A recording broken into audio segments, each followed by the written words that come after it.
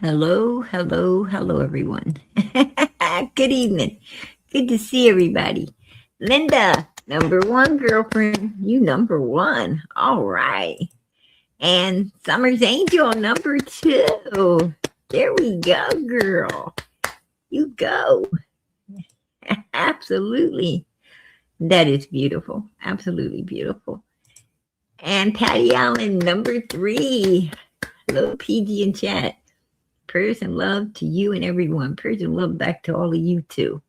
God bless. And let's see, number four.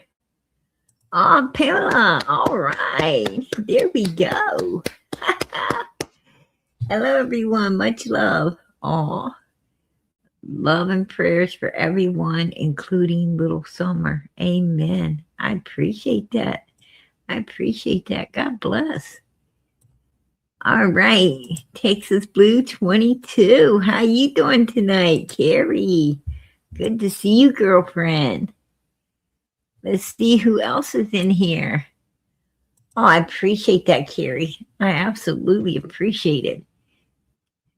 Lisa, hey, PT. Much love, beautiful lady. Hey, much love to you, sweetie. Good to see you in here. God bless. Oh, Patty Allen's sending love out tonight. She's sending love out tonight to PG's little girl. Oh, beautiful. Absolutely beautiful.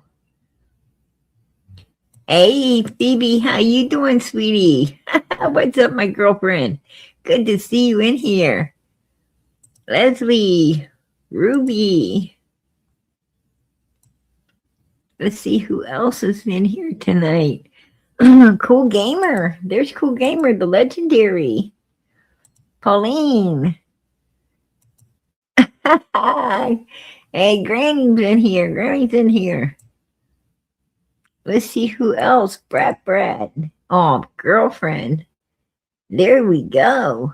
Good evening, PG. Much love. Little man, much love. God bless. Summer Moon, Utah Wells. Prayers and love. Everyone in the chat, prayers, and Mrs. Norway, love and prayers. Hey, girl, that is beautiful. And we all appreciate it. Prayers and love to you as well. Hey, Kim, how you doing? Good to see you tonight, girlfriend. All right. Let's get this party started. All right. We got to get this party started. Anyway. Did anybody think about why Fred said that Don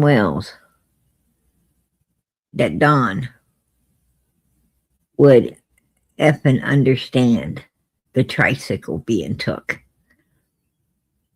Does anybody think about that? Because that tricycle, 3 weeks before Summer came up missing, that tricycle that Fred Hill took and made that statement upon holds a significant amount of information for Summer and Summer's case. If we could only understand, and Fred ain't talking about it. Him and Ziggy, Fred has a channel, Fred Hill channel. Ziggy took hers private. She didn't take it down. She just took it private so that she could be on the Freddie train. But here's the thing.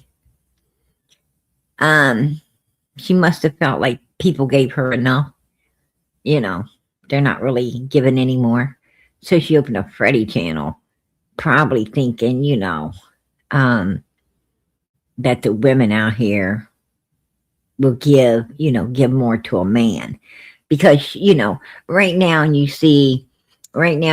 what it is you see a Justin, for instance, and JLR and Dolly And it's like the men, right? Like the men have kind of taken over YouTube, and you see all this money coming into them.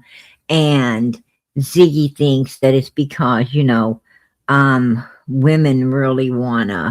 you know, really want to be where a man is, and they're willing to pay for it just to be there. So she figured open a channel, a Fred Hill channel, another man.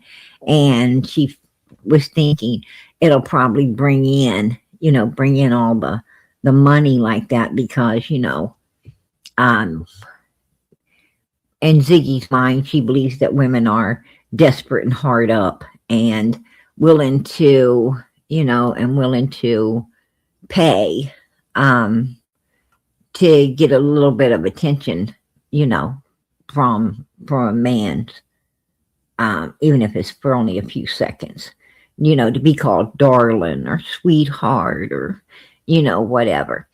So, she's basically um, preying on the on or really not preying, banking. I should say banking.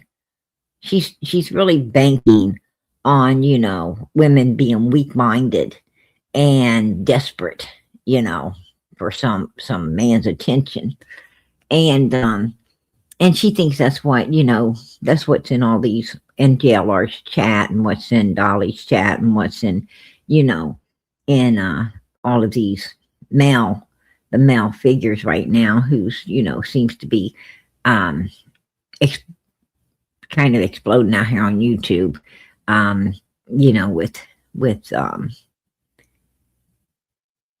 with all the super chats and Venmo, PayPal's, and all the stuff, that all the support coming in.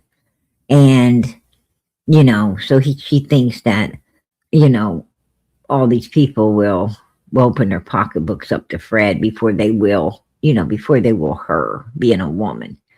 So I don't believe that's true. I don't believe that's true. I believe, in my opinion, because that's kind of an insult to me personally. It's an insult to me, because I am not um weak minded. I don't think women are weak minded. I don't think that women, are willing to pay anybody for anything. Um, actually, to be honest with you, I think men are more willing to pay than women. Um, for some attention. Ain't they the ones that asked you out to dinner and pay for it? Ain't they the one that asked you to a movie and paid for it, and the popcorn and everything else? Um, I think women, there ain't nothing weak about a woman.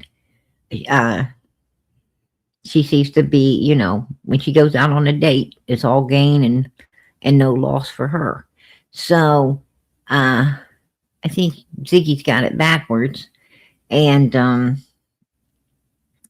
you know, I have a YouTube under a different name that I go into. Um, I watch different people through. Sometimes I'll go in on this channel, but everybody knows me, so I can't support any of the channels I really like under Prayer Garden. So I do have a different YouTube, and that I can go in. Nobody knows me. I conversate with everybody, and I can support the channels. And I'm not, it ain't because, I just want some attention. It's because I think JLR is awesome at what he does. I think he is great at what he does. I think he's really for the kids. I think he covers things, extensively. I think he's really good at doing what I guess what he was called to do, and that was to, cover stuff that we're all interested in. I think he covers a variety of things that catches our attention, and has nothing to do. If a woman was doing this, there's some women I support too. there's women who I support as well. Matter of fact, there's one creator that does a really good job at covering, missing children's cases. And not only does she cover the missing children's cases, but she also covers the trials. She covers, all the way up until it goes to the court system, through the court system. I mean, she's like really in detail with it. And I love that. I love that. And, and it ain't because, I like to see her or get attention from them or anything else. I just think that they're doing things the right way, and they deserve the support that's coming in to help keep that channel moving forward. And that's what we do. That's what we do. That's why they call us supporters. And so I think Ziggy's got it all wrong. I think she's got it all wrong. And she should have just kept her channel open, right? But she shows that she's got that kind of mind frame because she went to a Fred Hill channel trying to use the man to, to make what she felt she couldn't. The reason nobody supports Ziggy's channel is because she used and abused her chat extensively. She wasn't looking for support to just keep her channel going. She was looking for people to pay her electric bill, pay her rent, send her DoorDash so she wouldn't have to cook or buy any food for herself and her daughter. She was singing sad songs and taking people to the cleaners. And that's why, people ain't supporting her any longer, because they've seen and know what she is and how she is and what she's done. And you just can't support that. So, that's why. That's why. It has nothing to do with women and men or anything like that.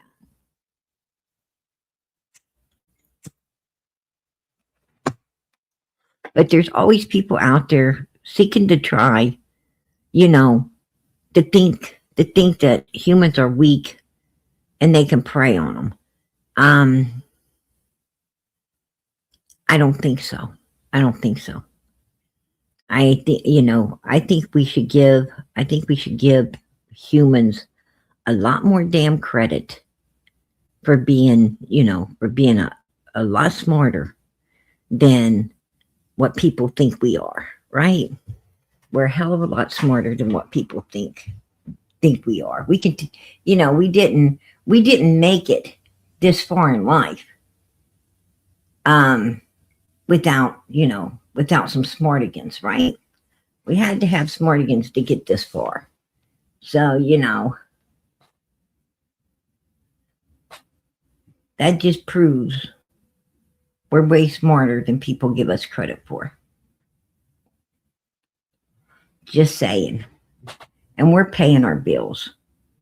I don't like people that ain't paying their bills to judge me. I really don't.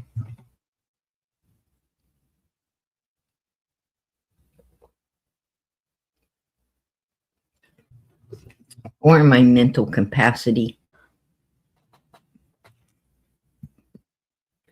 But anyway.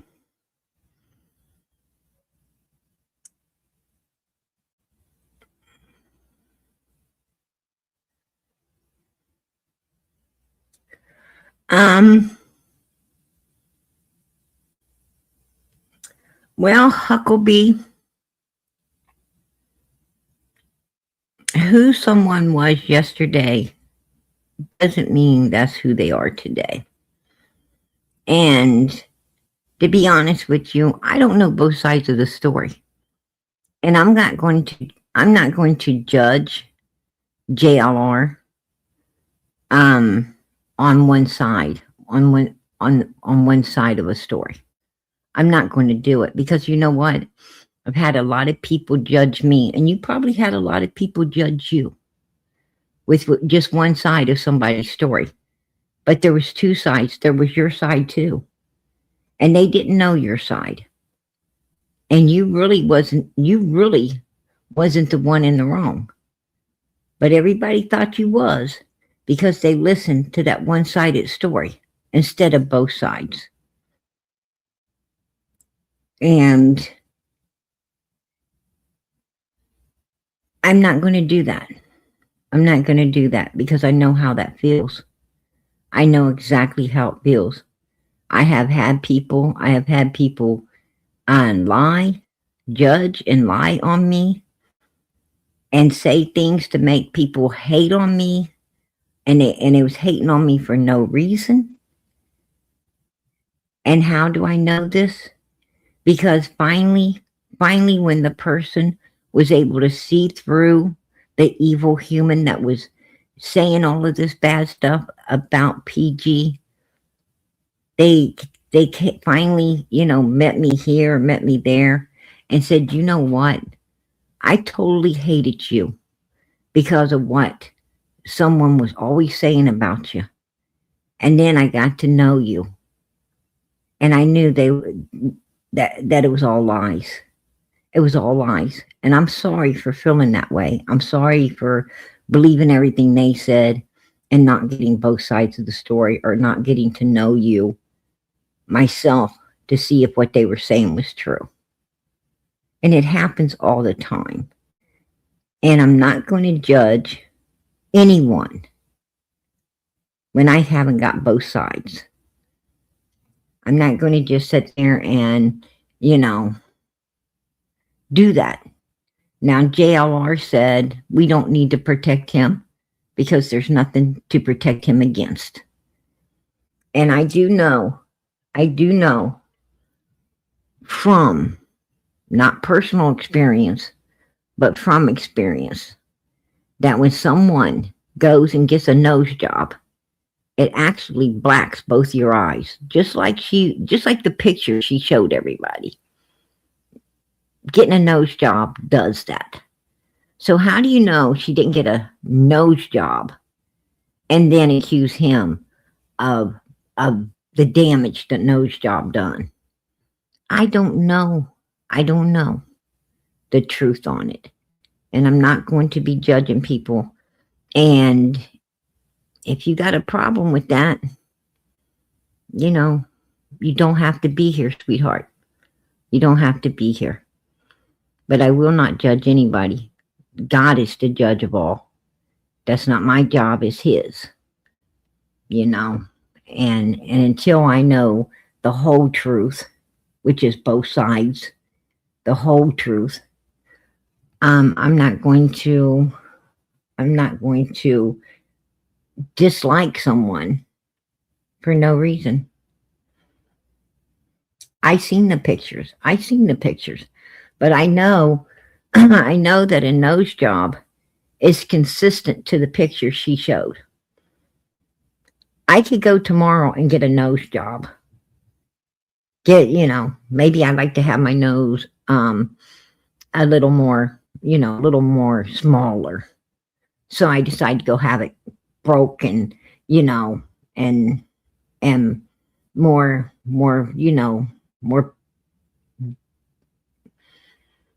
little and petite, or whatever these women do. I don't even know what the hell they do.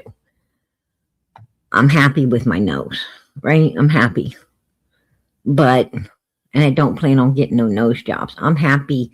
I'm going to grow old gracefully because I think that's what God wants me to do. God don't make mistakes, right? He don't make mistakes. Everything he gave me was, if it's perfect for God, it's perfect for me. But I know I could go and get a nose job and I'll look just like the picture of her. I'll have 2 black eyes, and just like the picture she showed is what my nose is going to look, my nose job is going to make me look like. And I could snap pictures and pop them up here and say, oh, my husband's so abusive. Look what he did to me. You all would believe. You would say, oh my gosh, PG, oh my gosh. But it wasn't nothing but a nose job. that I decided to use to make people dislike him and be on my side instead of his.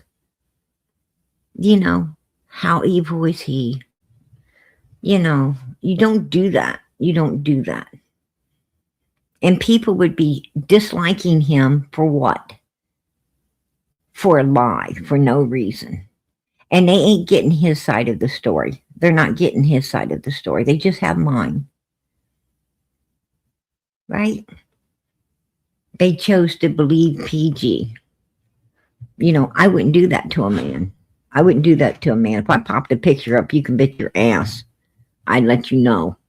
I'd let you know if it's a nose job or if it was an abuse job. You know? I wouldn't.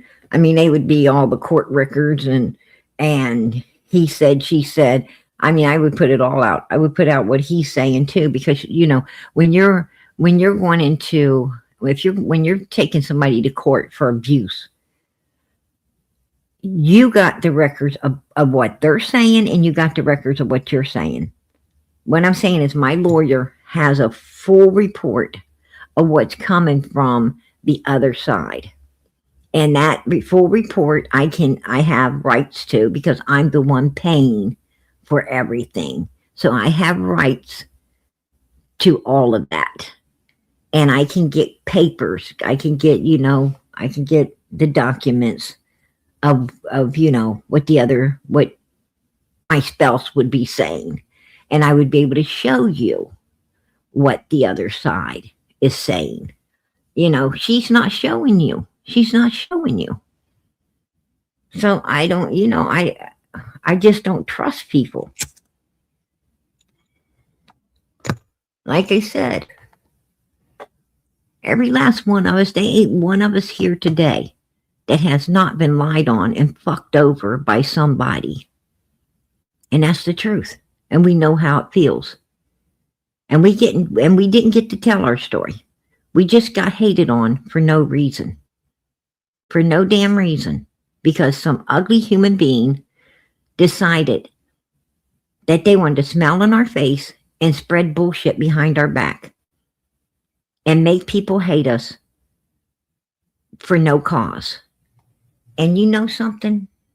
I'm not going to be one of those haters hating on people with no cause. I don't know what happened. And I'm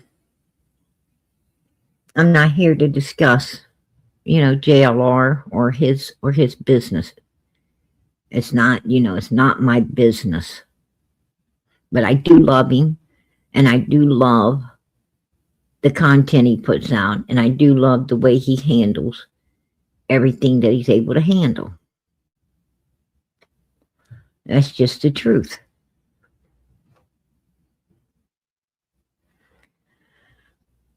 Yeah, I think there, you know, I'm going to tell you something.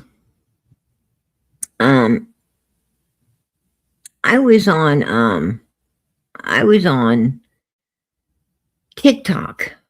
You know, I was watching TikTok. And I seen, you know, because on TikTok they can get little, you know, little gifts. They can get little gifts too, like, you know, little gifts like flowers and, you know, and stuff.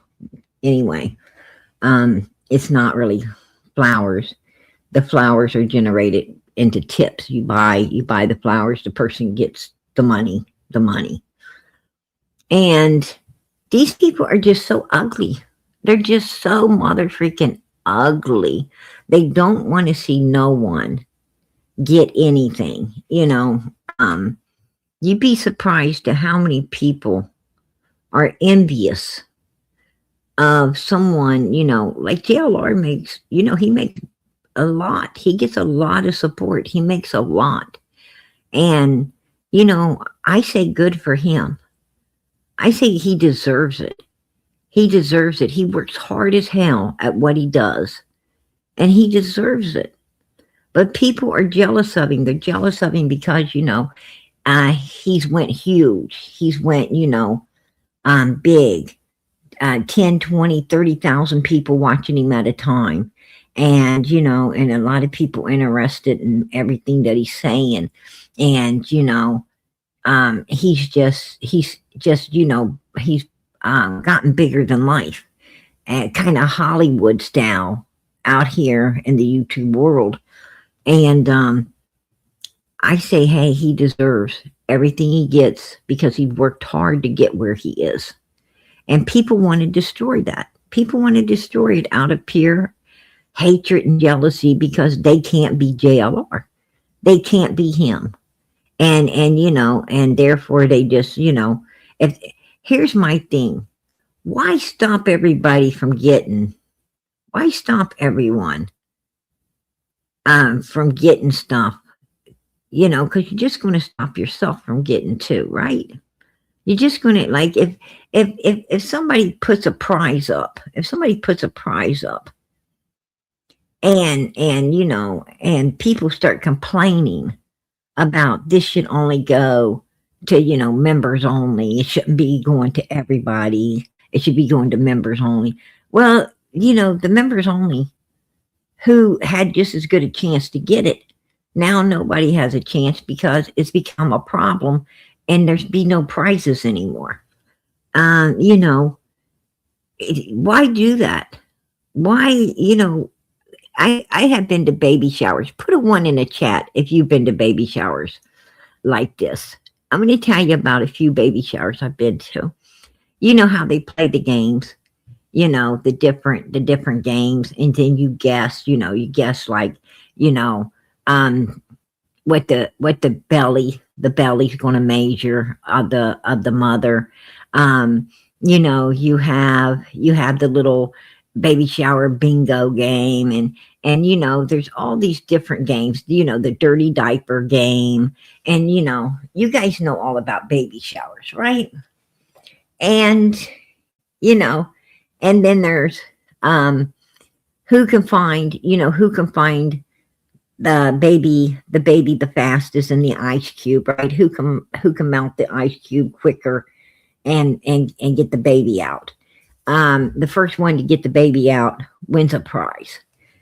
Anyway, and it's just these little plastic things you put in an ice tray, and and you freeze them, and then you give each person one, with a napkin or and a small cup or a bowl. Anyhow, a lot of fun games, right? Pin the towel on the dad, right? Everybody blindfold them. They get a pin the towel on the father of the kid. A big poster, with the dad busting a move, from the back looking around to the front. It's supposed to be cute, but it's pinned a towel on him. And, just a lot of fun games. So here's the thing. Whoever's throwing the baby shower has a bunch of gifts to give, right? They went out and they picked up all kinds of little gifts to give away. And at the end of the baby shower, if you're the one who threw it, if you're the hostess of the baby shower for, the mother, and you're hosting it, and you gave someone like a really nice, photo album, or you gave them, maybe a nice, like maybe a nice cookware set, or a nice, a nice pretty towel set, a fancy bathroom towel set for, one of the games. You always have that person at the end of the baby shower that asks you, why did you give me this instead of the other? I would have liked to had, what so-and-so got instead. You know, the minute you ask them, you know, did you have a good time? You know, yeah, but I wish I got so and so's gift instead of this one. And you're like, you just, you know, you feel bad now. You feel bad, but you didn't know what gift they wanted, right? You didn't know what gift they wanted, but they do it. They do it. Or you're riding home, or you're riding home with someone, right? And you decide to come to the baby shower together, and you're riding home with someone, and maybe a girlfriend, you know. Um, we just went to another girlfriend's baby shower. You're riding home with the girlfriend, and she's like, you know, I should have won that. It was like a tie, and they should have done it over again, and that should have been my gift. And it's like, okay, you know, um, jealousy, envy, you know, I'm going to tell you what, I don't give a damn if they gave me a wooden spoon without the ribbon tied on it. I would be grateful. I would be excited to get anything, right? I mean, I would be ecstatic. The smallest thing would make me, I mean, I would I would have looked like I won it all, right? Because I would have been so grateful that one, God let me win. And I'd be grateful for the gift I got, because that's what God wanted me to have. Right? And I'm happy with it. God knows what I need. He knows what, you know, what I need. And I bet you 10 to 1 at some point, you're going to be looking for that and to use it. You're going to be looking for it to use it because it's what you need it.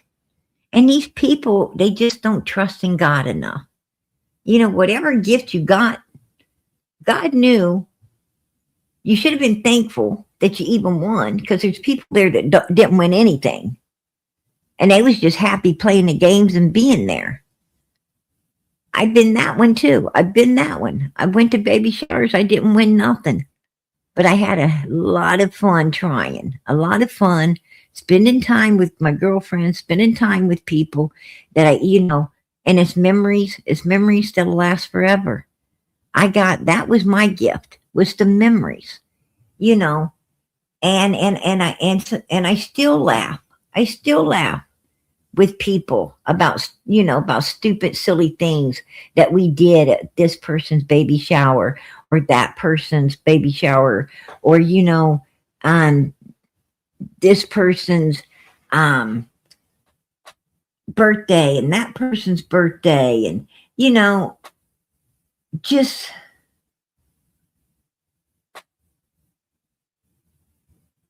that's just how it is. Bridal showers. You go to bridal showers, you know, you don't get no gifts, you know, unless you're one of the bridesmaids, you don't get no gifts. But you go to the bridal shower. Why? You go to the bridal shower because you love the person getting married and you want to give them something. They get all the gifts. The bride gets everything, right? And the bridesmaids, they get a gift apiece. But everybody that shows up ain't a bridesmaid. They're not going to get a gift. And it's just what you do. It's just what you do. You know, everybody shows up for your bridal shower. You show up for their bridal showers. You know, give as good as you get, right? You got to give as good as you get. And you should be charitable. I don't understand these people. I don't understand them. I don't understand their hatred. I don't understand their, you know, I don't understand why people get so upset when they see somebody succeeding in life and they want him to be a failure. You know, what I'm saying is the person complaining, if they was getting everything, like, say for instance, if White Boy was JLR, if his channel was he wouldn't want JLR doing to him what he's doing to JLR. He wouldn't want people doing to him what he's doing to other people. Right? He'd want everybody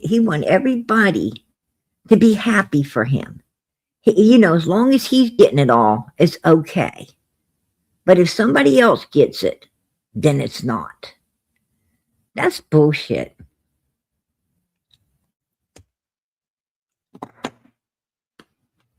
I'm going to tell you what. I like to see everybody in the world be a success. That's who I am. I'm not jealous of no one. I love seeing JLR be a success. I love seeing Chris McDonough. He's a success out here. I love seeing all the people, the ties he has, the people he knows, you know, in all kinds of different departments. It's amazing. It's amazing. You know, you should be happy for people in this life. Just, you know, get off their fucking asses and just, you know, if you don't like it, leave them alone. That's the thing for me. Just leave them alone. Don't come to my channel, you know, coming at PG sideways, you know. Oh, so you support what he done? I don't know what the fuck he done, if he done anything at all. I don't know. I ain't seen no mother freaking legal paper saying he did anything. Until I do, I'm not going to judge him anyway, form or how. And if I did, I'm still not going to judge him because that's not my place. That's God's place. Doesn't the Bible say, love your enemies? Doesn't it say to be good to those who hate you? Doesn't it say that you heap coals upon people's heads when you're good to them and they're evil to you? Doesn't it say love one another? Doesn't it say if they slap one cheek, turn the other? Yeah, I'm sure that's what it says. Matter of fact, I'm positive that's what it says. You know, the only thing I don't like is people who try to use and abuse, that sing sad songs and try to use and abuse people to get what they want. I don't like that. What I'm saying is the only problem I have out here on YouTube is people like Ziggy behind the scenes talking with, you know, vulnerable people behind the scenes, giving them a hard luck story and asking people to loan her money. And they do, a lot of them, thousands, not hundreds of dollars, thousands. And then she doesn't pay it back. And that poor person is in tears. They trusted her and they're crying. And they don't know what they're going to do because they was expecting that money back and didn't ever get it back. And you know, that makes me sad. That makes me sad because I wouldn't want any of my family done like that. I wouldn't want somebody to try to do it to me. I mean, I wouldn't do it. But some people will. And I don't agree with that. I don't agree with that. But JLR up there busting his backside, doing everything he does, working the way he works to bring everybody, you know, the latest, greatest findings going on. He deserves everything, every single bit of what people are giving him. He deserves it because it's going into hotel rooms. It's going into the gas tank. It's going into StreamYard. It's going into apps. It's going into his camera system. It's going into, if people don't understand what all you need to do what we are doing out here. And it's costly. And those supporters, everything those supporters are giving him, he's putting back into what he does, and to keep doing it, and to keep doing it in the future. And I don't understand being jealous of that. I just don't understand it.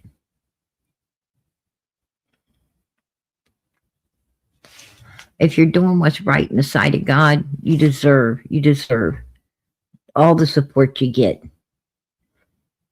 And and those people supporting JLR, they do it because they want to. They open their pocketbooks up because they want to. And that's okay. That's okay. He's not calling them behind the scenes.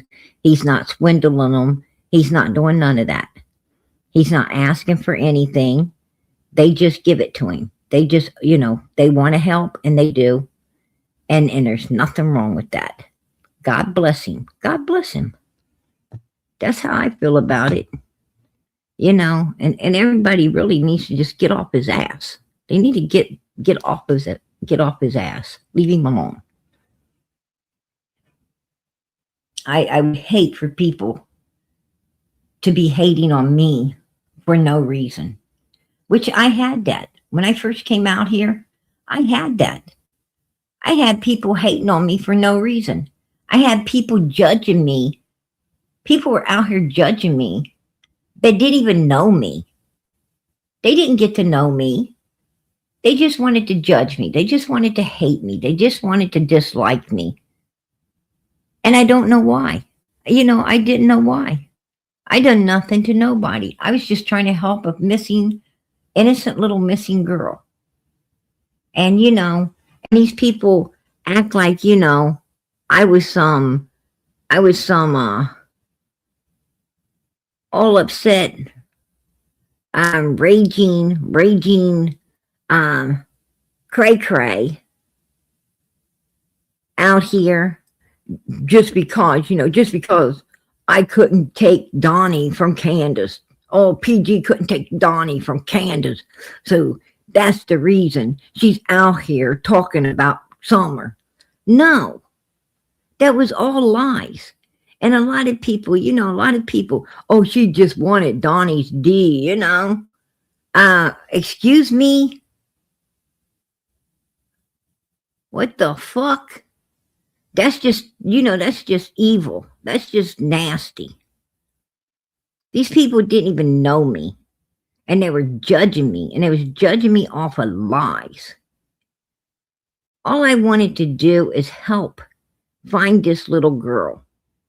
And I wanted to help the parents who didn't want no help. The only help they wanted was to put Summer farther in the dark and themselves farther in the light, so that they could keep banking off the evil they did to this innocent little child that didn't deserve it. And this innocent child needed someone to be speaking up for her, because nobody was. Everybody out here in this YouTube world was kissing the whale's backsides because Summer didn't have a voice to come up on their panels, but Don and Candace did. So they were losing a lot of information for Summer's sake. So much information. Actually, information that could have solved this little girl's case. They lost it because they were so worried about click, likes, and views. So worried about having the parents that were still here and could talk, instead of righteously being for the little girl that they were really supposed to be being a voice for, that didn't have one, right? And that was sad. That was sad. And you know something? I wouldn't even have opened a channel if I could have gotten out what I needed to on Ziggy's. But Ziggy wanted to play fucking games.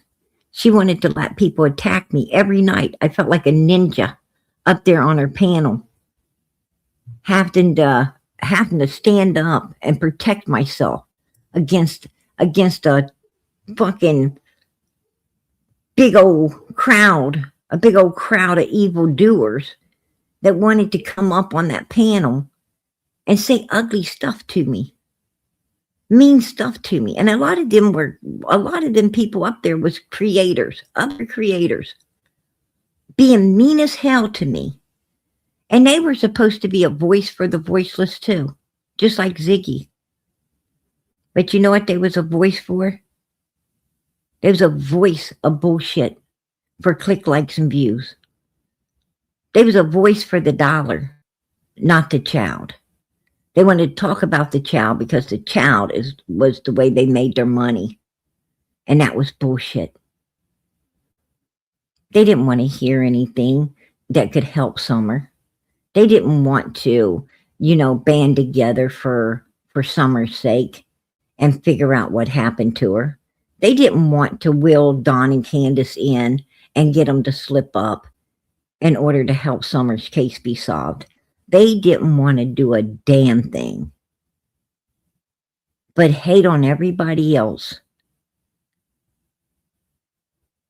Stir up a bunch of shit because they felt like drama and trauma sold. And that's what they were doing. That's what they was doing. And you know what? They was using PG to be their trauma and their drama. And I'm going to tell you what. They didn't get to know me because if they would have knew me or got to know me, they would have knew I wouldn't let Don Wells smell where I pissed, for one. And they would have known I don't mess with somebody else's husbands. I have more damn respect for women than that. I don't want anything that belongs to someone else. I don't want nothing. I don't give a damn what you got. I don't want it. I just want my own. And at that time, I didn't want a husband at all. I had my own, and I lost that one in a very hard way. A very hard way. And I wasn't ready to do it again. With anybody. With anyone at the time. So, I got lied on. And I got mistreated. No one should be lied on and mistreated like that. People act like I was inhuman. They act like, they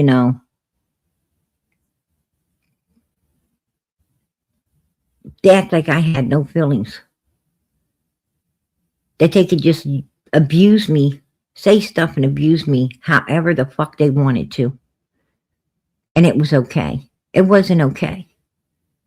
But then when I stood my ground and I gave it back to them, I handed their ass back to them. Well, they didn't like it. They didn't like it, did they? No. And I handed their ass back with the truth, not a lie. I observed them son of bitches. I made them my top priority.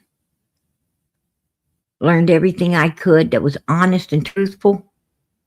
I found out they're scumbuckets just like I thought. And I used the truth to hand them their asses. That was the difference. That was the difference. And then they ran off crying. But they weren't the victim. I was. They came at me first.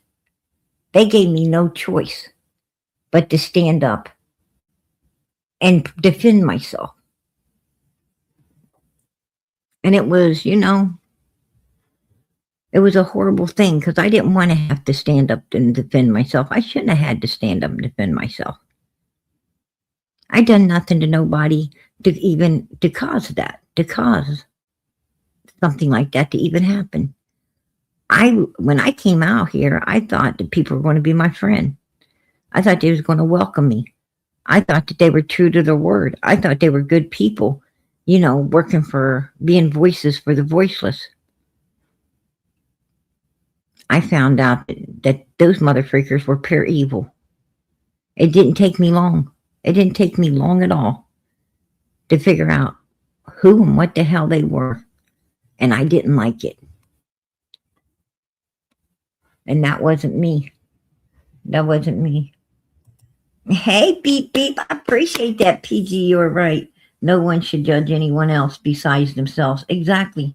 And I'm going to tell you, girl, we're hard on ourselves, ain't we? We're hard. I know I am. I'm very hard on myself.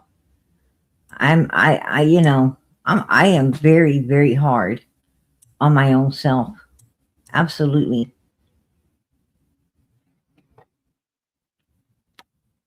Yeah. I'm going to tell you something. It was sad, you guys. It was absolutely sad. And Don Wells come up on Ziggy's panel, and I confronted him. I confronted him right there and then on her panel. I didn't want Don. Don was chasing me. The only reason he came on Ziggy's panel was to get me. He came up there and said, "Let's go, PG." Or Sissy. He said, "Let's go, Sissy. Let's get out of here." As soon as I left, he would leave.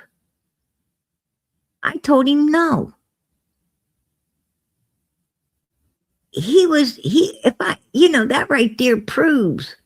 That right there proves that if I wanted Don Wells, I could have had him. I didn't want him. I just wanted to help find Summer. I just wanted parents not to be fucking guilty for once. And I wanted to give them the benefit of the doubt, and they showed me I was wrong. That I shouldn't ever gave them the benefit of nothing because they were pure fucking evil. And I wanted people to stop supporting them because they shouldn't be compensated for the fucking evil they did to this innocent little girl. Who in the hell pays somebody to be evil?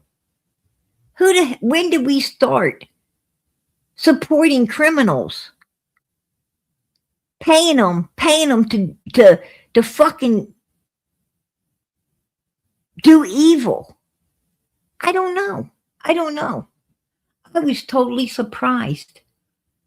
I was totally surprised to see people, hate on me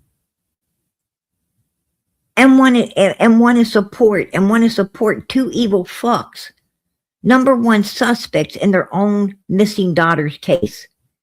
Two evil bastards that were doing nothing for their child. Two evil bastards that once they found out they couldn't get the reward fund, didn't want it. They didn't want billboards. They wanted the money. They didn't want flyers. They wanted the money. I mean, Don told me that he wouldn't even have been out there doing anything if it wasn't for Candace getting all of that money coming in and wanting to keep it coming in. He plainly stated that. And she was afraid he was going to slip up and send him to prison. And he was afraid she's going to say some dumb shit to send him to prison. And that's why he would go other places to do his lives with Cher where Candace wasn't. Because he's afraid she's going to slip up and tell something. But you know what? A couple of times when he didn't have the gas, he didn't, want to waste the gas or didn't feel like going out riding somewhere else. Basically, when he didn't want to stay sober, he would have the lives right there where Candace was. And Candace would go, she would go freaking cray cray, right? It's all drunk and messed up, and she'd come out, start screaming and saying stuff, and you know what? Cher shut it off, right? I'm gonna get off here. I'm just gonna hang up, Dawn. I'm gonna hang up. I'll talk to you later. Boom. And she cut him off. You know what? She didn't let it play. She didn't sit there and continue to talk to Dawn and let Candace ramble and run her mouth to get something for Summer. Because she thought if Candace said something that would have helped Summer, or or put um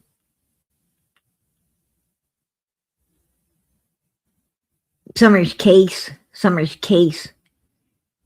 into jeopardy of being solved because of something one of them said, then she would lose. Dawn wouldn't want to come back on her panel. Dawn would be scared. He'd be scared off now, and he wouldn't want to come back. So she was protecting him. She didn't care about getting information for Summer. She cared about protecting Don Wells and letting him see she was protecting him. So he would keep coming up on her panel and keep making her the click, likes, and views. And she didn't give a fuck about anything for Summer at all, because Summer wasn't her priority. Click, like, and views were. And we lost so much information that we could have had when all of that stuff got, when Candace got all stirred up, and it was right at the beginning, and they didn't know what to really say or not to say. And it was a vulnerable time when the dumb bitch might have slipped the fuck up and gave away something big, like where Summer was. Cher shut it down. And that was the stuff that was pissing me the fuck off. And I just wanted to come out and let people know what the hell was going on the inside of there, and hindering Summer's case, and let everybody know that, they're talking about everything but Summer. They're wanting her to be faded into the background so people forget about her and keep supporting the Wells. And I just wanted Summer pulled into the light. And you know how long it took us? Do you know how long it took us to get Summer back into the light? It took us months.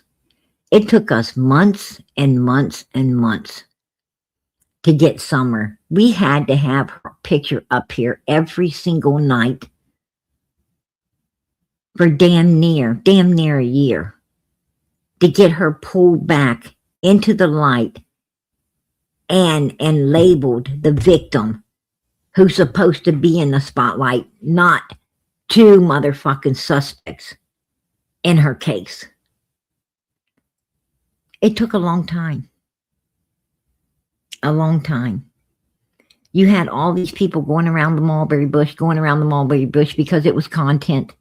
And this channel right here said, no, we're not going around that damn mulberry bush. That's a bunch of lying bullshit. It stops here. And we were seeking the truth. We were seeking the truth. We found the truth. We brought the truth. We started putting the puzzle together. And God let us start little by little, start figuring out exactly what happened June 15th, 2021, how that whole day went. Right down to the cover-up. And the gaslighting bullshit that started as soon as they called law enforcement. Nobody else worked this hard, because nobody else really cared about this missing little girl. If you think they care, I'll tell you how you know they don't. When a new case comes, and they throw this little girl behind and run to the new case, well, do you think they really cared about her? Do you think when Nancy Guthrie came and everybody forgot about Sebastian, went to Nancy, that they really cared about Sebastian? Do you think that when Summer came up missing and then Quentin Simon and they all ran to Quentin Simon's case and left Summer, do you think they really cared about Summer? No. They're chasing their tail. They're chasing the dollar. Nothing else. And it's sad. It's, I'll be the first to call it out. It's sad. There's probably a special place in hell for people who use children, who chase the dollar instead of righteousness. There's a special place in hell for them. I'm glad I'm not one of them.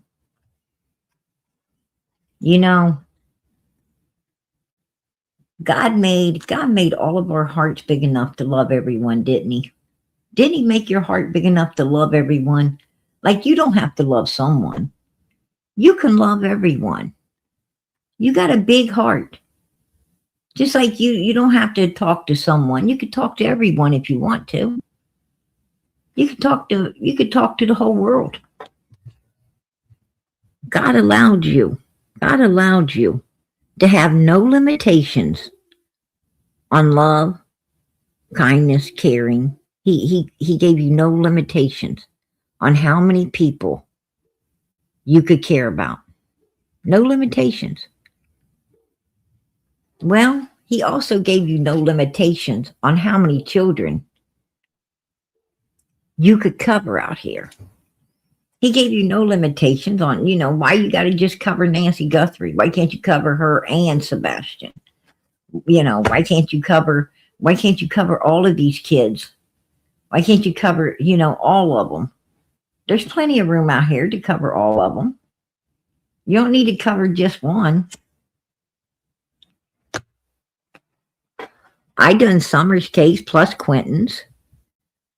I done Summer's case and covered, started covering Sebastian's, but Justin really liked Sebastian, picked it up, and I just stuck with Summer. I covered Nancy Guthrie as well, but I still kept Summer, right? I didn't really ever pick up on Michael Vaughn's case. And, I think, the little talk between me and his mother let you know why. I didn't ever pick up on his case. I didn't pick up on it because I just don't care. I don't care for his old lady. I don't care for his mom. A lot of people love her, but I don't. I don't care for her. Matter of fact, I seen not too long ago, her talking about another YouTuber, really putting a YouTuber down, just being really fucking ugly and evil because of some YouTuber that was, covering Michael's case and her talking about how she didn't like all of these things. And I mean, she's really critical. She should be a critic because she's really critical on, on everything. Nobody could cover Michael's case because of her. And so I don't have nothing to do with that case. But I do cover Summer. I covered Athena too. Yeah, I covered Athena when the UPS driver took her. We covered Athena. We covered quite a few different cases. We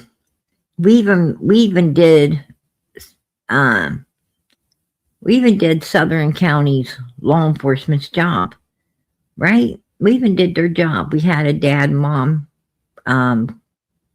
come out here and asked us to help find their daughter. And some of us set up all night. We set up all night long and found her. We put our heads together. We went through, tons of information, research, and we found her. And we let the parents know exactly where she was, sent the evidence to them to prove it. They got law enforcement and they went and picked her up. Now, she wasn't happy with us, but the parents were ecstatic that we were able to do what we did. We did what law enforcement didn't do. We didn't get the paycheck. We didn't get their paycheck, right? We did their job. We didn't get the pay. But you know, but I'm going to tell you something.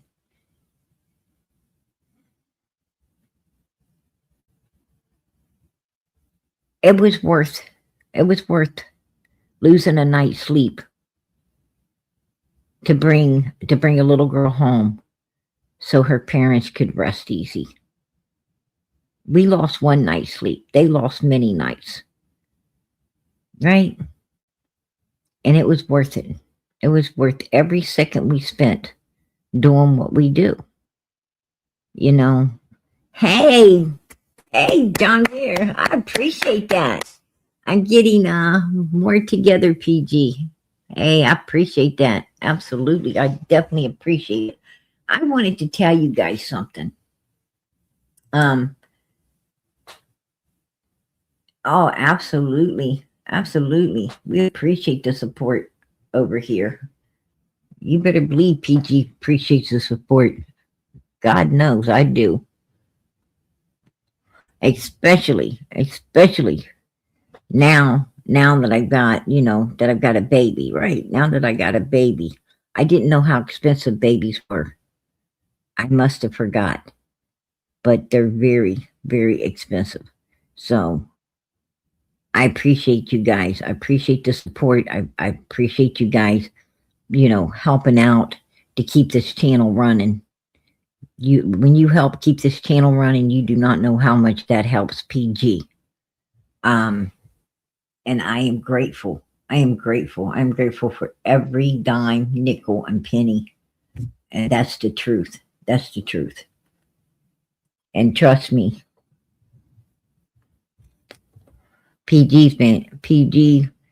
Benny Keys said there was change in my sofa. That's what he said. He said I was going through the sofa to get that change. Right? And I went to my sofa, there wasn't no change. I couldn't figure it out. I thought somebody else must have got to it before me. Probably Benny. So I got a new sofa.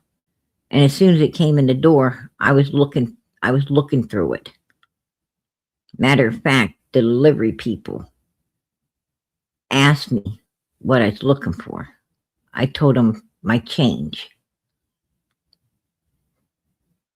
They looked surprised. Your change? I said, yeah. I heard sofas got change in them. And there wasn't none in that sofa either. Right? No change in the sofa. I'm just telling you guys. I don't know how Benny's getting change out of a sofa.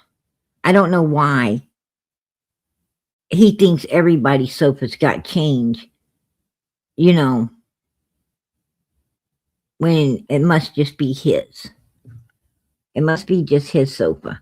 But I wanted to know where my change was because I was pretty sure the delivery guys or somebody stole it before it got here. And it's supposed to have, Benny said there's going to be money in those sofas. And, and I was pinching pennies. I needed some pennies. But there was none in there. And even the guy at the furniture store couldn't figure out what I was talking about.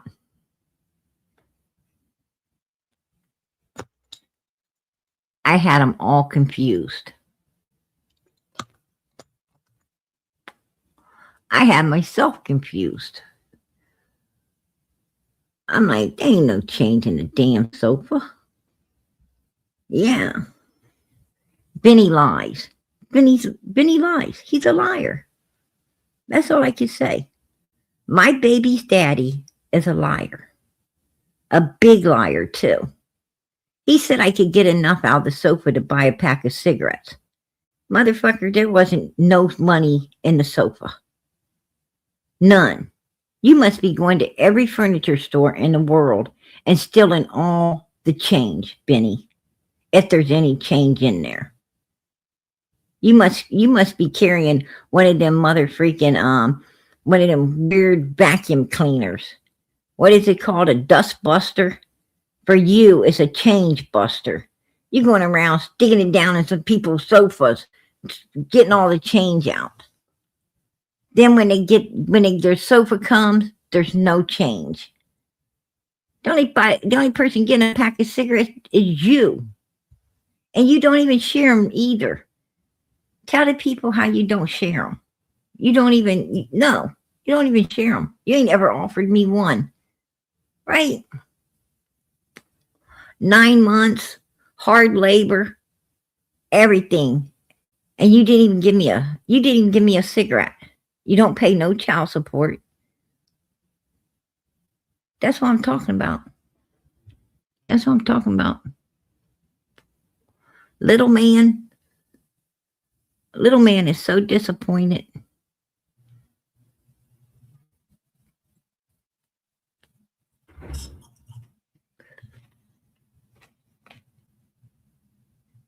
I should have knew. When little man was born with one of those little vacuum cleaners like his daddy has to put down in the sofa, I should have known. I said, yep, this kid's going to have all the change. This kid, just like his daddy, going to have all the packs of cigarettes probably when he grows up. And his mama ain't going to have none. Sad.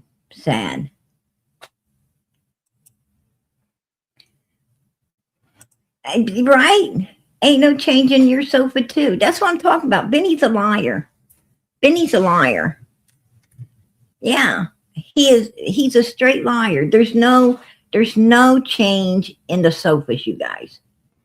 I just want to let you know. Don't even bother to look. I looked. There's none in it. There's none. There must be, either Benny's hitting all the furniture stores and taking it, or there's 1,000 Bennies in the world taking it. I don't know. Words out, and somebody's getting it before we do.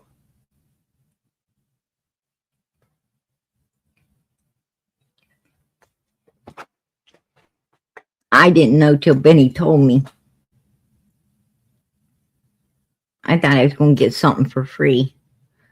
Man, I should have known better. They ain't shit for free, right? You don't get nothing for nothing. Right?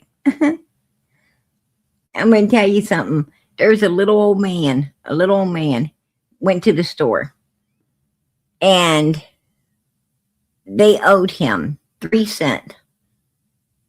They said, we ain't got no pennies. He said, then you're going to have to give me a nickel. And they said, no, sir. We have no pennies. He said, then you have to give me a nickel. And they didn't want to give him a nickel. They wanted him to, he said, oh, you want to keep my 3 cents, but you don't want to give me 2. Right? And he said, that's wrong. I want my 3 cents, or you're going to have to give me 2 cents more with a nickel. It ain't my problem you ain't got pennies. That's your problem. Well, after a long, heated conversation with like different people, he finally got a nickel. Right? And I said, good for you. Good for you, buddy. They want us to round up, right? They asked us to round up. but they don't ever. How many times have you been, how many times have you been a dollar or two short and they sure to hell didn't round up for you so you could take your groceries home? If they're not going to round up for you, why the hell are we rounding up for them? Right? I'm going to put my roundup money in the bank. So when I need that dollar or two that they're not willing to round up with, it's going to be there for me. Right? It's going to be there for me. No, I don't want to round up.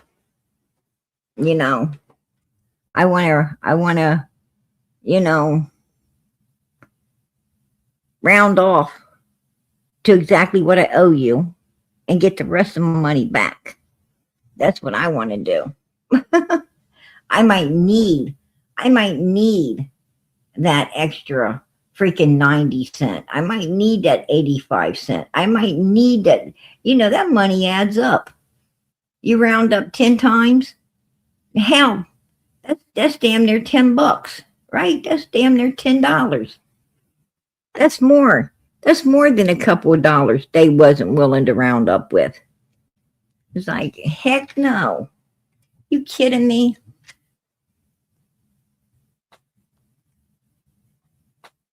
Right? Exactly. Unbelievable.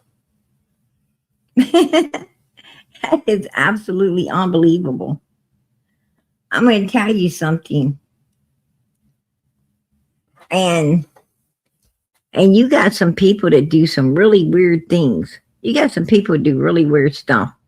And they hire some people that just, their minds ain't right. They hire people that, I'm going to tell you, sometimes I wish I had a comfortable chair so I could just sit back and, and watch some of these people and what they do. I mean, for real, it's better than a movie theater. Straight up, there is no movies ever came out more funnier than just sitting back and watching everyday life go on, inside these places. There's some crazy stuff. Some of the funniest shit you ever heard these people say, and they do.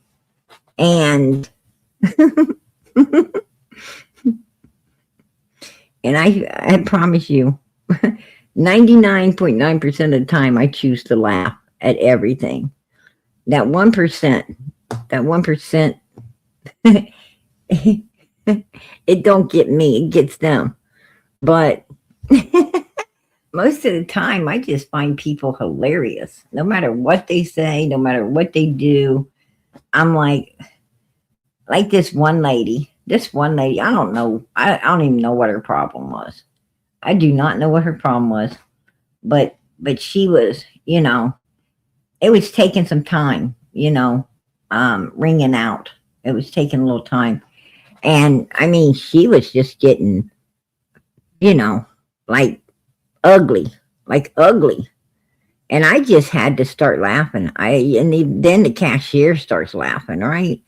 And then other people start laughing, and I don't, and I left the whole store laughing. I just went to my car. I mean, most people probably got upset with the way this lady was talking. Most people probably would have got upset. I'm like, lady, look, if you're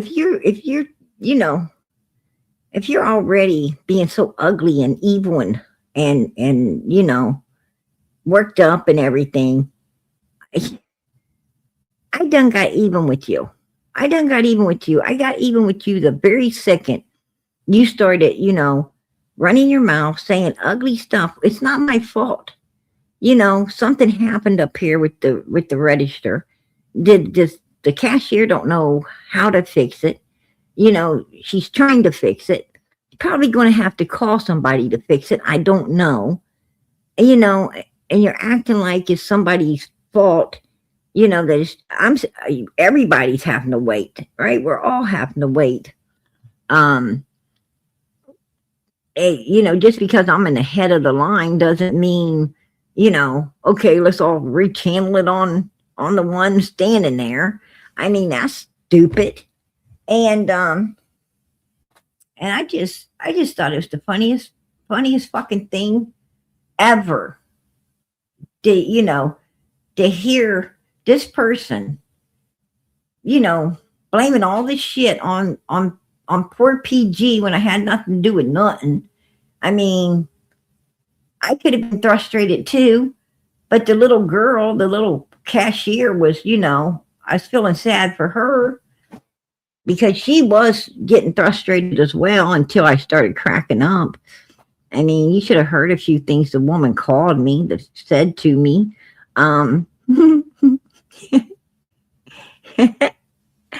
and I'm like, you know, she's real. I'm gonna tell you what. Back in my days when you know I didn't have the patience I got today, and I didn't, you know, think everything was as funny as I do now.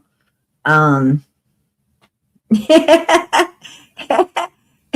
I'm gonna tell you, she was saying some fighting words, right? She was saying some fighting words. I'm like, whatever. I just found her to be funny as fucking hell. And trust me, I, I walked real slow going out of that store laughing. And it must have been contagious because everybody that we went past, there, some reason they wasn't smiling, they were laughing. I'm like, I don't even care. It gets crazy out there. But I want to hear, I came in here tonight to hear you, to hear what you think of Fred Hill. What do you think of Fred Hill?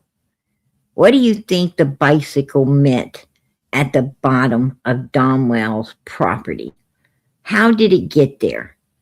Why did Fred need to pick it up? Why would Don understand it? What do you think? What is your insight on this? Because I'm going to tell you something. I think it could hold answers. I really do. I think it holds answers. What do you think? That could be. That could be Australia. Maybe. Maybe. Maybe. But why did Summer disappear? Why did Summer disappear 3 weeks later?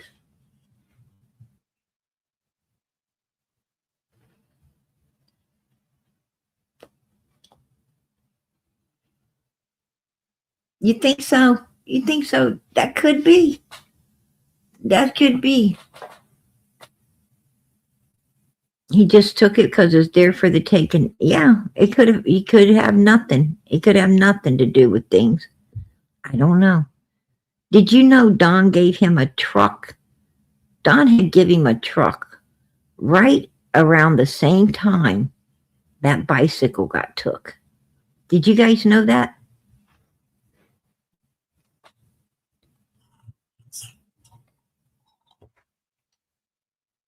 Right around the same exact time. Yeah, right? Exactly. Exactly.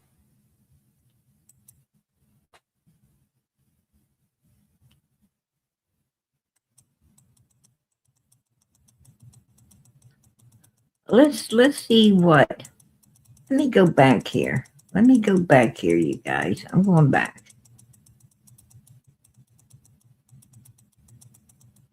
If I was a bird, I'd fly backwards. My daughter certainly would fly backwards. Trust me. Summer came up missing June the 15th. On the 8th was 1 week. June the 8th was 1 week before Summer went missing. June the 1st was 2 weeks before Summer went missing. Right?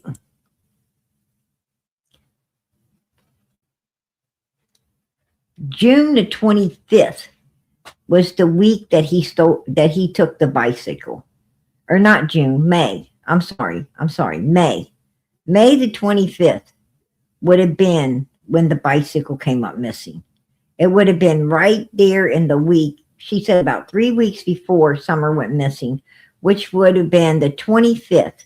The 25th of May was 3 weeks before Summer came up missing. It would have been the week of the 23rd. The 23rd was Sunday, 24th Monday, 25th was Tuesday, 26th was Wednesday. So it would have been in that week right there, which was the very last week of May. That Summer would have lost her bicycle. She'd have lost her bicycle the end of May.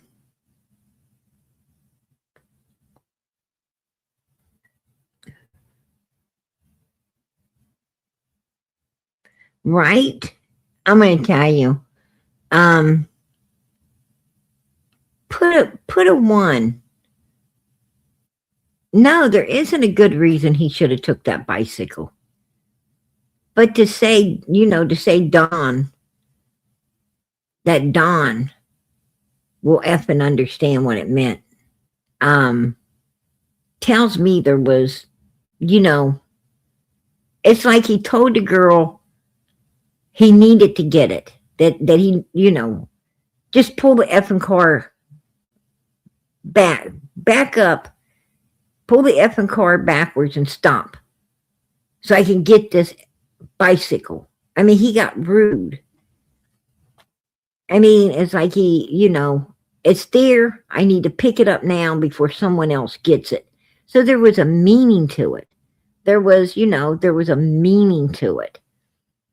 He was supposed to get it.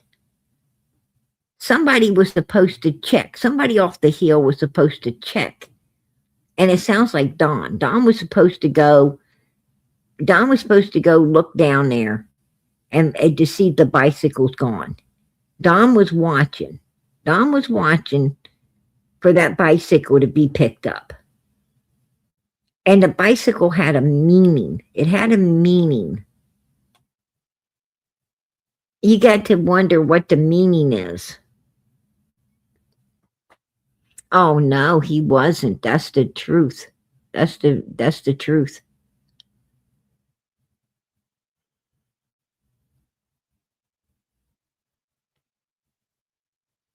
I believe he did because Fred was the cook. He was the head chef, right? He was the head chef down there, whipping up the SpaghettiOs that Donnie Candace so loved to get a hold of, right?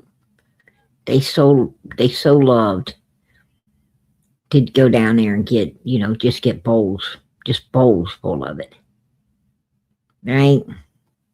They were down there sucking on Fred's lemon drops and gumdrops. Oh, what a treat that would be. They were down at Fred's. They was down there standing outside with their mouths open wide, right?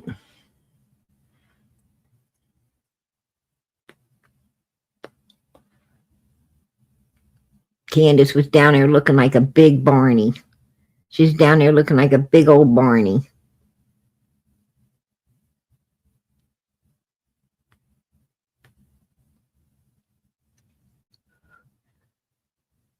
Yeah.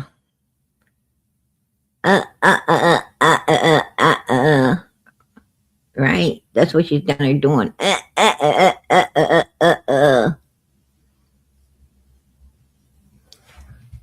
she's waiting for all those lemon drops and gumdrops.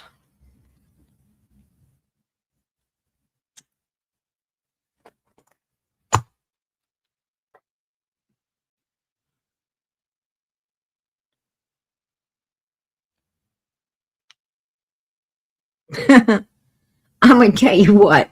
I don't know about everyone on that road would know, but I'm gonna tell you what. Jody Sue sure the hell does, don't she? Jody Sue, man, I'm gonna tell you what. She was over there. She was over there, freaking up on that hill, looking down through those, through those damn glasses. She was up there with them glasses on, looking, had those eyeballs looking straight down, like Kermit the Frog. Like, what the hell's going on over there? Andy, we gotta keep an eye on that place. Fred just took the bicycle, Andy. He got the bicycle. The bicycle is gone. You know what that means, don't you? Andy's in the fucking dark like all of us. No, Jody Sue, what the fuck does it mean? Well, if you don't know, I'm not going to tell you. Right? I'm just going to drive you fucking crazy talking around in circles, Andy. I'm going to just talk around in damn circles till you go stir fucking crazy. Well, that's good, Rich. You talk in circles because I'm getting the fuck out of here. I'm taking my ride to the other side. I'm going to put a ring on that thing. Right?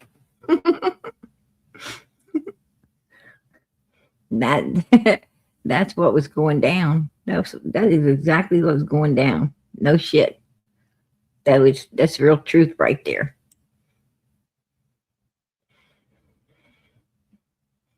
But Fred Hill, I'm going to tell you, there's a group of people. There's a group of evil people. For one, Fred talked about Jody Sue's son being up on that hill, in that swimming pool. Outside. And, and I talked to Fred about that. Matter of fact, I'm going to bring out the recordings. I'm going to put all the recordings and content and bring them out here because he said a lot of stuff. But he talked to me about Jody Sue's son. And he told me that when he went up there, Don and Candace and Grandis and the boys, they were all in the house. He said nobody was outside except Summer and Jody Sue's son. And he was real upset about it. He was, he was upset, like, pissed off, irritated. And he tried to, insinuate that, he tried to insinuate Jody Sue's son was, like, not a good person. Like, he was trying to insinuate there was something more going on than two kids just trying to cool off in the heat of summer. Of a hot day. So, and this boy, it's not like they left 2 5-year-olds out there in a pool.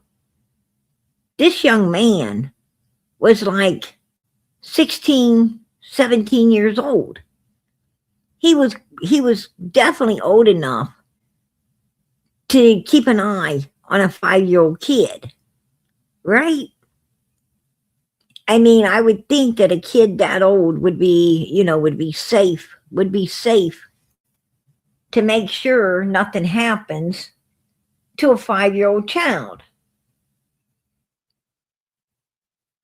I couldn't see, I couldn't see what Fred, what was your, what was your malfunctions about? What was your malfunctions about with these two being outside, right? And why would you think this boy was, you said he was thinking, thinking bad stuff in his mind about Summer. Brett isn't a mind reader. He isn't a mind reader, right? He can't read people's minds. So he can't be talking about what was in this boy's mind. He could only be talking about what's in his own mind. I mean, he don't know what was in the boy's mind, but we know what was in his. When he said, when he tried to say it was someone else's thoughts instead of his own. That quite bothered me. That quite bothered me when he said it. I tell you another thing that bothered me is the fact that he took note. That no one else was outside but them two. I mean, this means he was, he was paying attention to make sure Grandis wasn't sitting at her camper. He was making sure that none of the boys were running anywhere else, upon the property or down below it. He was making sure, what I'm saying is he was making sure he knew where everybody was. Why? If I walk up on somebody's property, I don't care where anyone else is. I mean, if there was kids running around somewhere else, I probably wouldn't notice. If there was, somebody like I have actually went to people's houses, and walked up to them and knocked on the door and everything, and and came back out, and I didn't notice that there was people sitting across the road. I didn't notice that there was people sitting on the other porch. I didn't notice, that there was, people in the back of the place. Until I came back out, I didn't notice anything. And the only reason I noticed it then is because I'm outside talking to the person and, looking around and so forth, waiting to get to my vehicle and leave, right? And that's the only reason I would have noticed then. But when I pulled up and went straight up to go in, I did not notice a damn thing because I wasn't focused on that. I wasn't taking inventory.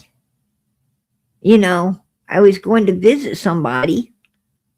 You're on a mission, right? You're on a mission to do something and you're just concentrating on doing it, get it done and leave.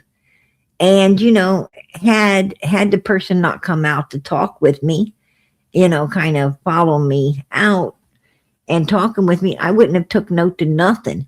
I would have came on out, got in my vehicle, probably left and still wouldn't have noticed shit. That's what I'm talking about.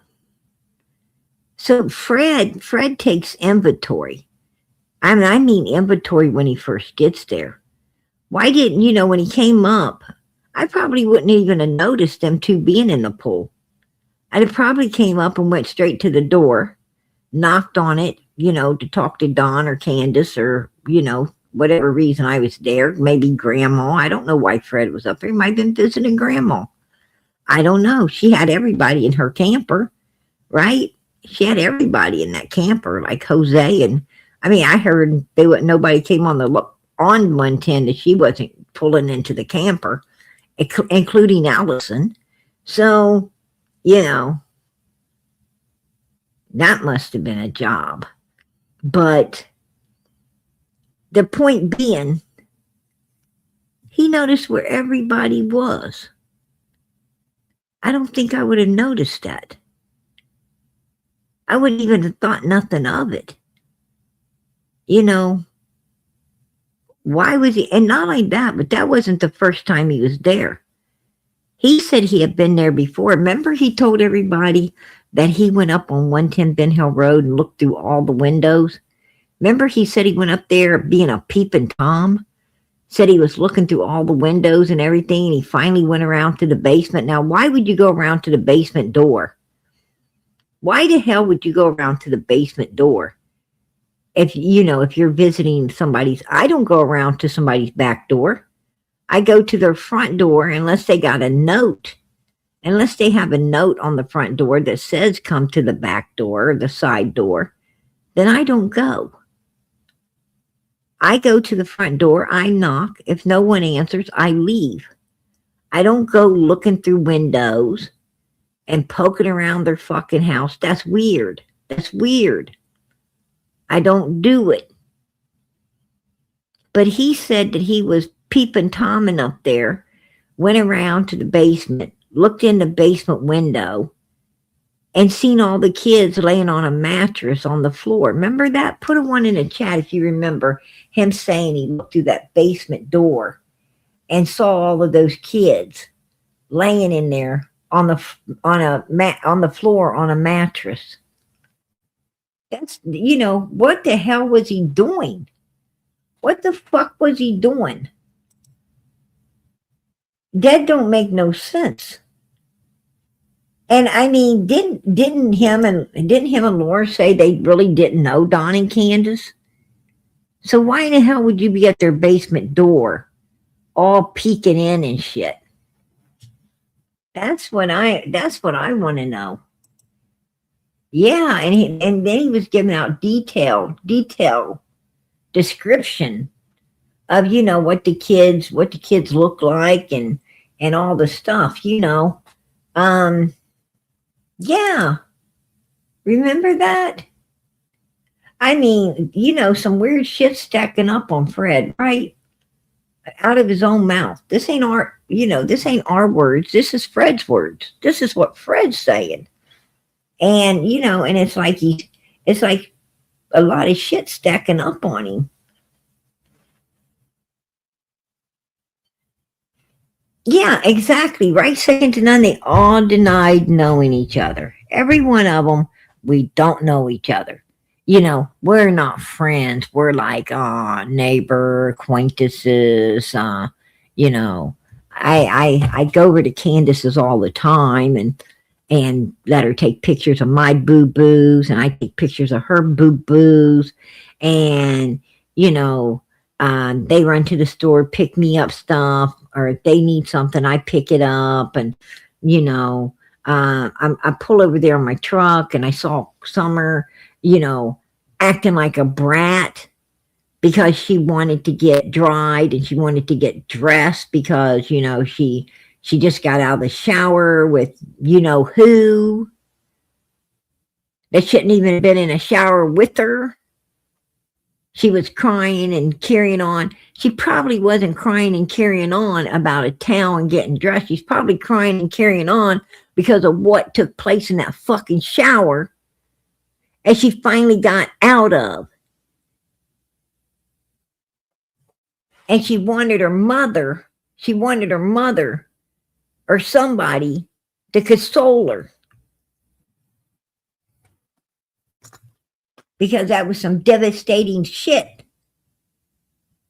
of what this child was going through up there on that fucking hell hill, right?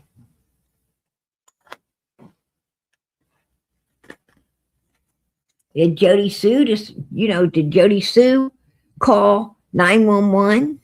Did Jody Sue call Child Protective Services?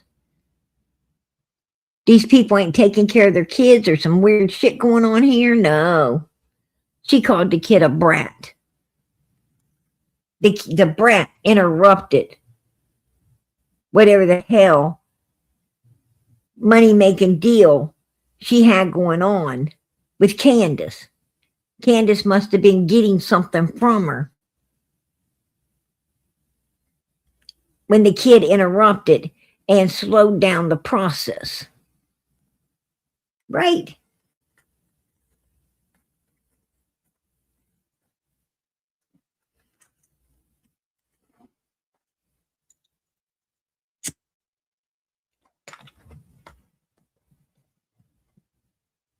Unbelievable. None of these people, I'm going to tell you what, if you ain't reporting it, if you're not reporting it, then you're probably in on it. If you know something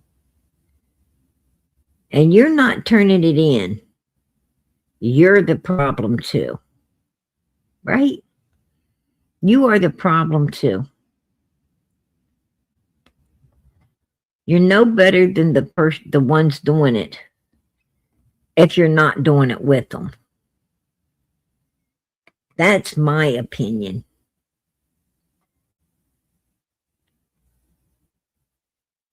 And I'm going to tell you, I think there was all kinds of people, one way or another, capitalizing off of what was going on up at 110 Ben Hill Road. I think they were capitalizing from those children's misery and pain and suffering. They were capitalizing off of those children's demise.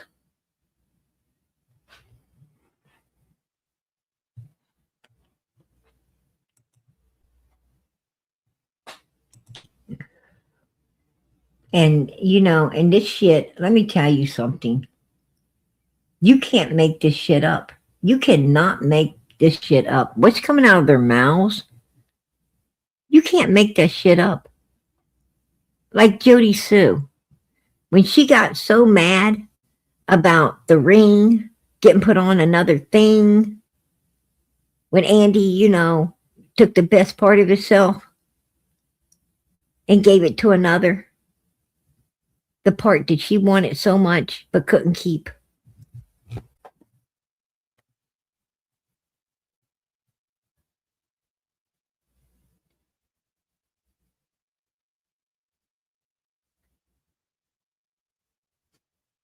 The part that he keeps covered up with his 60 G strings.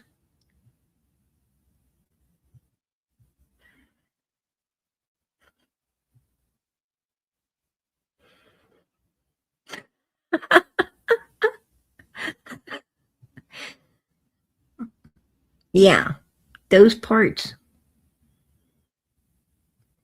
She popped open alive so quick, and she said she wasn't protecting him no more. That he go ask him what he was going over there and selling and what he was giving Candace to sedate those little girls, not just Summer, but other children. Other children. You can't make that shit up. That shit had to be true. That shit right there had to be true. Man, she called it out in a freaking, in the heat of hatred. She's like, oh no. That B-Notch is not going to get Andy's goody no places. If I don't get them, they're going to be in jail. Right? They're going to be in jail. I think they should be there anyway. Just saying. Because I seen him in his G-string. I saw him. And there should be a fucking law against him wearing one of those things. Because that was nasty. That was nasty. Right? He had a big old double wide, sweat crack hanging out.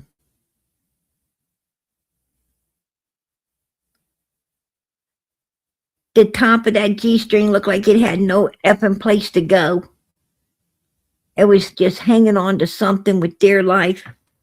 It was bad. It was bad.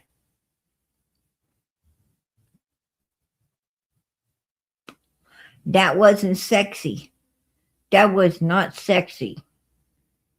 I don't know what I don't know what the fuck. I don't know if there's even a word to describe it. But it's not sexy. It was terrible. It was terrible. There should be a law against it.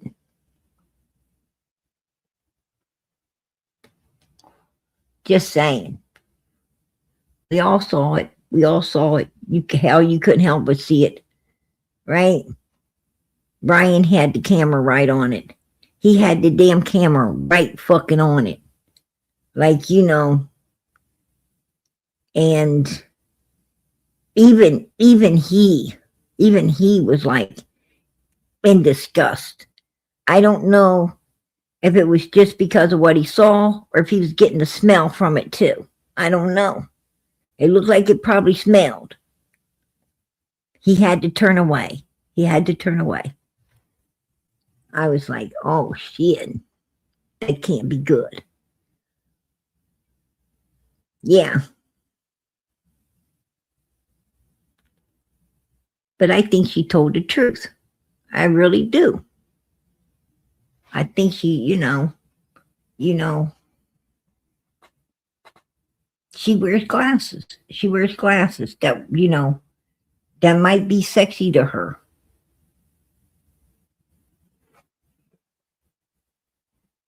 I've often thought that a lot of people needed glasses.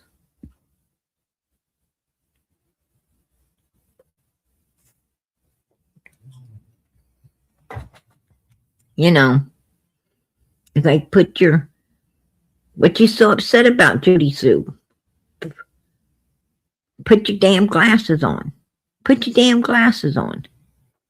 I don't know what you're upset about. You need to go look at, look at it.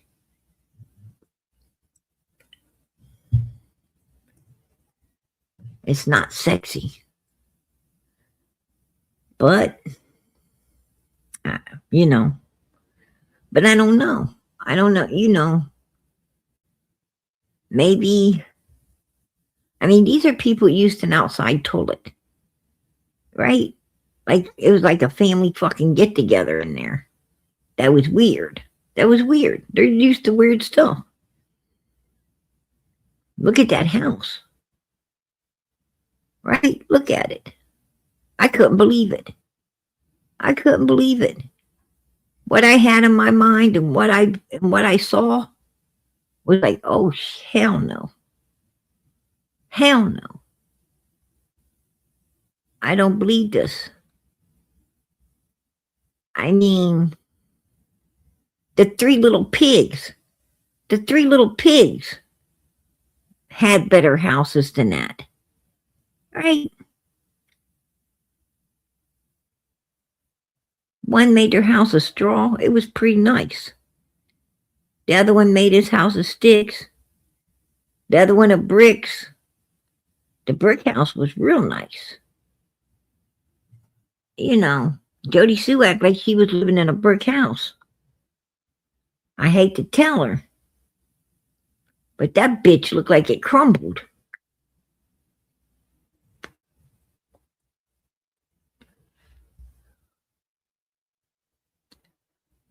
Along with everything around it.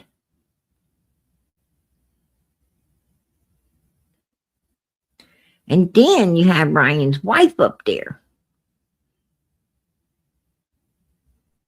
Like, hold on, I think I got something.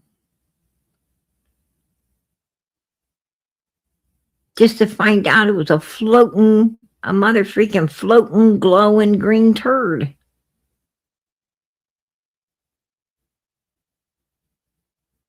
And a can of soup poop. Like, whoa. And she's splashing it everywhere. I bet she glows in the dark. Even today. She's still glowing in the dark from that. That's like, oh my gosh.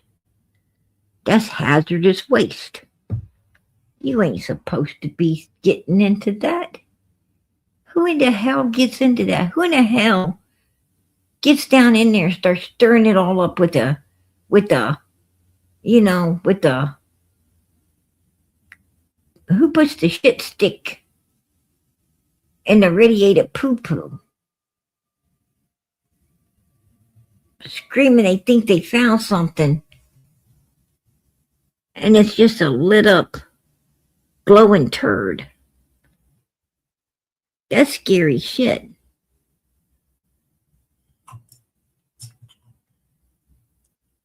And I heard they got like 60 barrels of it. Maybe more, maybe more. And don't know what they're going to do with them.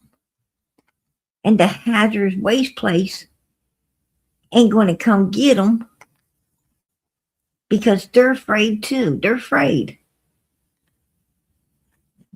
They done boycotted that area.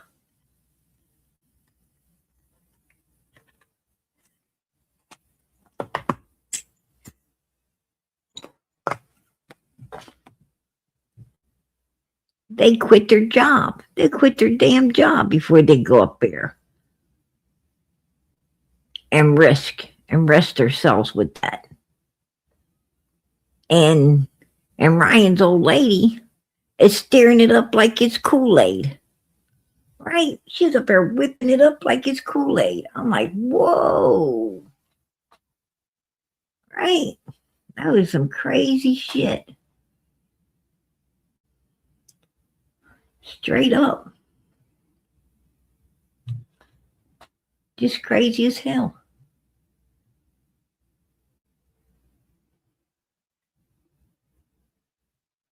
Right? Oh, hell yeah. That was a camera, too. That was a camera. She was putting a camera down in there. It was like a camera on a stick. And man, she was, you would think if she was going to do it, I wouldn't do it. But you think if she was going to do it, she would have like rubber gloves, just dip it a little bit. Oh no, man, she was getting elbow deep in that stuff. And she was whipping it up. She was like splashing it everywhere. It was like, I think she even tipped the barrel towards herself so she could, get way down in there. Hell, for all I know, she could have fell in. We didn't hear about it. It was bad.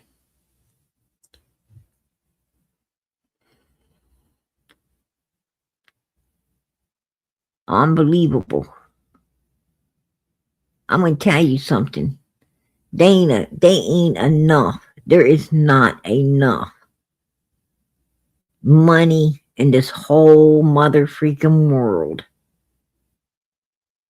to get my ass to be doing something like that. Oh, hell no. Oh, hell no. No way. No way. That stuff is like toxic. Like real toxic. And you're splashing it like that. You're splashing, and she's talking, and splashing. That shit might have went, that shit might get in your mouth. That's disgusting. Nope. No, thank you. It would be feet don't fail me now. I'd be so upset if somebody took me somewhere like that where there's 60 barrels or more of radiated poop soup. I'm going to tell you something. My next stop is a hospital. Like, I'm going to be like, I didn't even touch the stuff, but I feel like I've been subject to it. Just being there. You got to give me some shit, man. I got to have, you know, I got to have like, you need to start doing some tests. Make sure I'm not going to glow in the dark and shit like that. Right?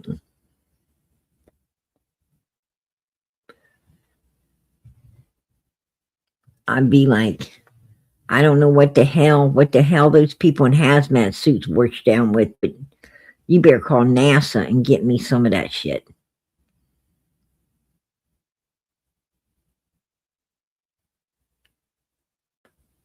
Right? You probably couldn't ever breathe the same again. You probably couldn't ever breathe the same again. Like probably that smell cling to the inside your nose, and you can't ever get rid of it. It's like permanently absorbed in your nostrils. Probably is. I wouldn't doubt it.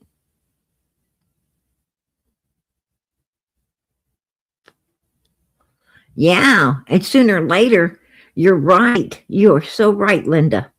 Sooner or later, those barrels sitting out in the rain, and inside's got the radiated poo poo. Them things are going to start rusting holes in them, and that stuff's going to start pouring out. And where the hell is it going to go? Right into the water supply. Right into the water supply. All of Hawkins County's water supply is going to get there. It's going to be coming out the faucets. Could you imagine that? You imagine taking a shower and getting out, drying off. You turn out the light, right? Before you leave the bathroom, you turn out the light as you're leaving. You catch a glimpse of yourself in a mirror, and you're glowing green. You're lit up. You're like, oh shit. What? You turn the light back on. You look normal. You're like, I think I must have ate something bad. I swear I was glowing. You turn the light back off. Oh shit, I am. What the helly? You have to go to the doctor. It's like, somebody call 911, right? It's going to be bad. It's going to be bad.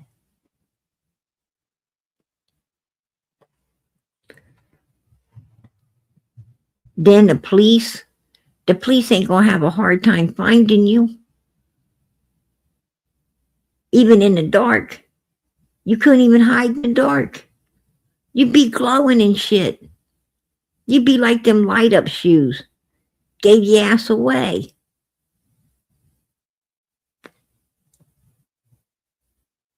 That'd be terrible. Wait till those things get rusty. And we're going to know. We're going to know when those barrels start leaking all that stuff out. Because all them people down there, they're going to be glowing and shit. We're going to see them on the news. We're going to see them on the news at nighttime. And they're going to be glowing. Like, yeah, Jody Sue's barrels leaked. Those people glowing now. Shit. The news people going to be out there like, why is everything around here? Why is everything around here falling over? The trees, all the grass is gone. What the hell happened? The whole place is going to look like Fred Hill's place.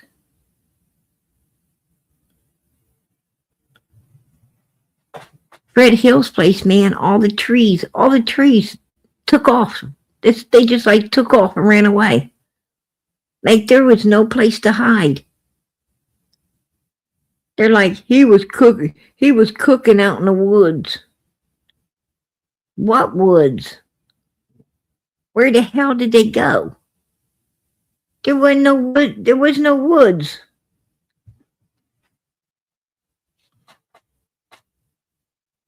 That place was so bad that the damn whole forest packed up and moved. It was like watching the Wizard of Oz. When the freaking trees come to life, only these trees didn't throw apples. These trees came to life, packed up their bags, and left.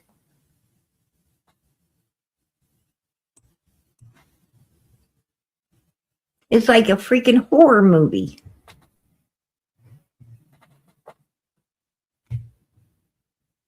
Poo Poo Cooking Lane.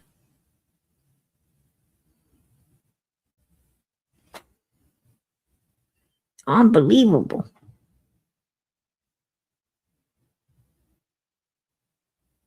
Yeah, exactly. It already is. It already is up there. When the friend of mine went up there and took pictures and everything, it was like everything's already like the trees, what trees, were left. They were like completely, nothing on them, like nothing on them. They just looked like telephone poles. It was like, whoa, what the hell happened to them? And then, like, it looked like there was a bunch more that should have been there and was gone. They got out of there before they were a telephone pole too. It was crazy. It was cray-cray. For real. I don't know what the hell's going on up there. But I do know that the stuff that Fred's saying, you can't make it up. The stuff Jody Sue's saying, you can't make it up. Some things you just can't make up. It's got to be the truth. It has to be the truth because nobody can make that kind of shit up. And that's where law enforcement catches people up.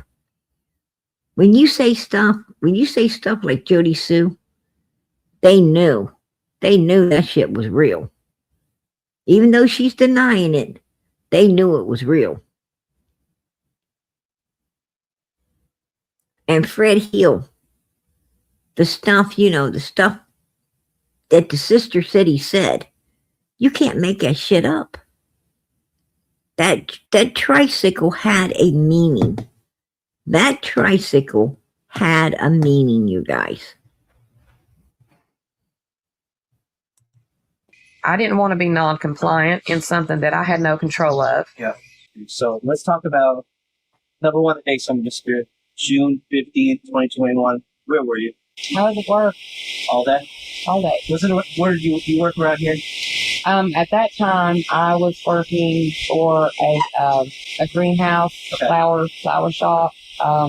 We had just opened our second location, which was at the end of Memorial Boulevard. Do you remember what time you start work in the morning that day? I believe it was around 8. 8 a.m.? Mm-hmm. And you finished? 6. When did you first hear about Summer's disappearance? After I got home from work, I had Mrs. Julie checking on her. It was something we did every day. And she was telling me that a little girl on Ben Hill Road had went missing. And I'm like, oh my gosh, I didn't even know there was a little girl on Ben Hill Road, Did you know anything about the Wells before that? No. You didn't even know them either? No, I knew Karen Goad owned that property, Okay. and I didn't even know she had passed away. I just thought Karen Goad's property, she still lives there. I didn't know anything about Dawn Wells, Candace. Initial instinctive reactions. Yeah. What was that? I asked Julie, I said, oh my God, what has Fred done?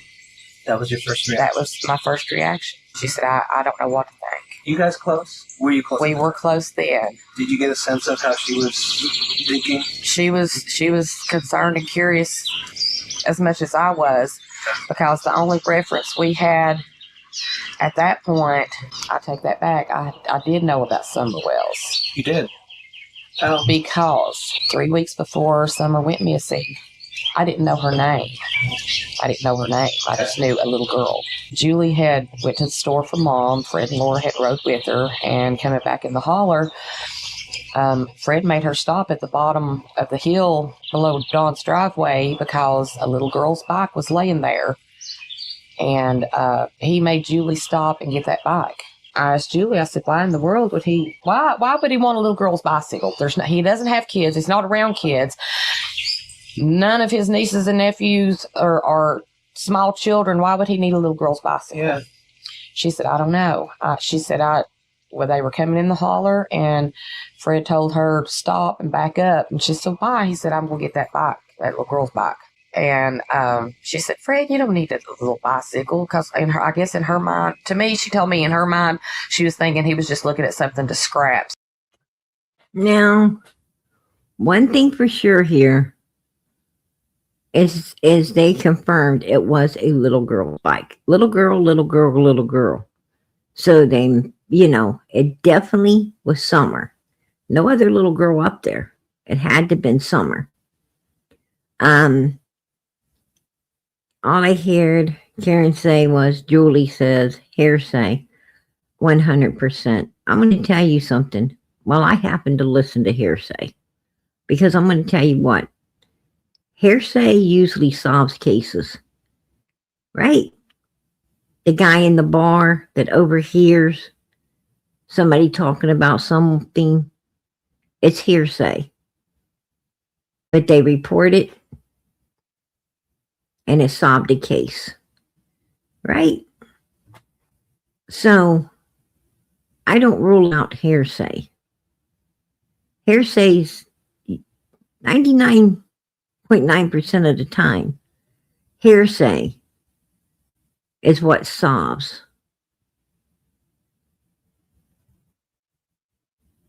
cases. Hearsay solves a lot of problems. Right? People say, my grandmother said this, and my grandfather said that. And it's the best advice you ever heard, right? It solved your problem. What grandma said worked. Oh, my grandma used to say, a certain plant will help heal this or heal that. So you get that certain plant and you try it and it worked. Right? When it seemed like nothing else could, it did.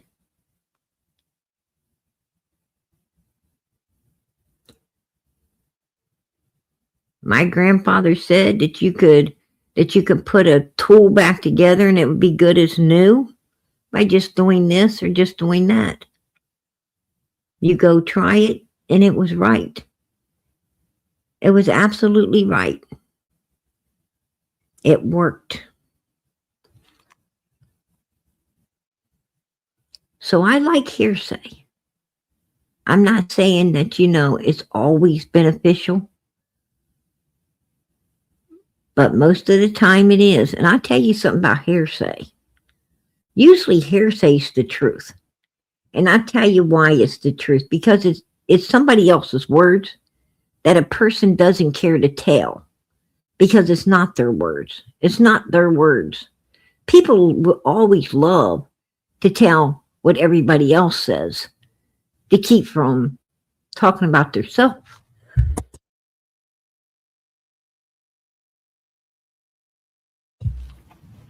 That's why a lot of people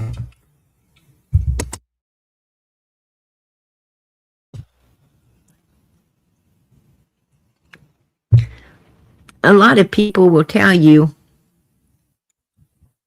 that they heard this and that. Right? They'll give you hearsay. And you find out later it wasn't hearsay. They told you it was come from somebody else, but really it was all them. So, and it absolutely was the truth. So the point being is, they'll tell you, oh, somebody told me they seen this, this, and this, when it was actually them who saw it. And they knew, but they didn't want their name put into it. So they made up somebody else said it.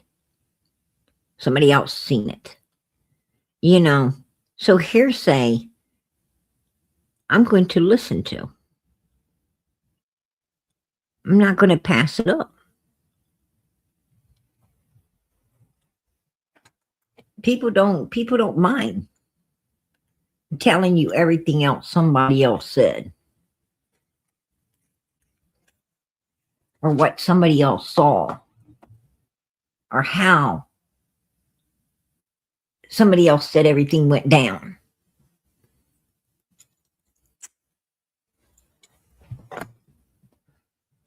Because it doesn't implicate them. People don't like to be implicated. So they stay tight-mouthed. But man, they're big-mouthed with everybody else's business. Put a 1 in the chat if you know people that'll tell everybody else's business but theirs. They'll talk all day about everybody else's damn business, but they won't talk about their business at all. They won't talk about how their kids are heathens. They'll talk about how everybody else's kids are heathens. They'll talk about how everybody else don't know how to pay bills. They'll talk about everybody else's issues and problems and everything, but they will not tell you none of theirs. There you go. And they always seem to know everybody's business too. Right? They're like a mother freaking 411 with information. That's what I'm talking about. That is exactly what I'm talking about. Right? So I'm going to listen to that hearsay.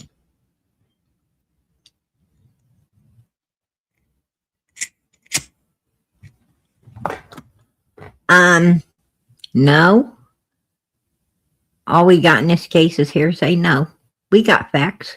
Matter of fact, that paper from DCS that says substantiated charges of SA, honey, that ain't mother freaking hearsay. That is fucking fact right there. That is a bona fide paper from a bona fide place that you cannot deny. That's facts. That is facts to what was going on up there on that fucking hill. That's a fact to why no other children should ever be anywhere near the wells at all, or anyone they fucking affiliate themselves with. Right? That is fact. That is substantiated facts. Don't tell us we ain't got facts in this case. There's a whole lot of facts. Fact number 1. The mother, dad, and grandmother are number 1 suspects in their own child and grandchild's missing case. Fact. They cannot clear their fucking selves. Fact. DCS charged both of them, not one of them. Both of them. Both of them got that paper. They both got that essay paper, baby, because they both try to put in and then pull out. Right? They should have been doing that before, so they didn't have any of those kids to be using and abusing and destroying up there.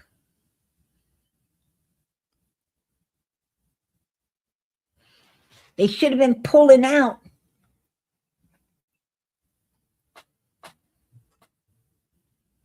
In another sense than in that type of sense.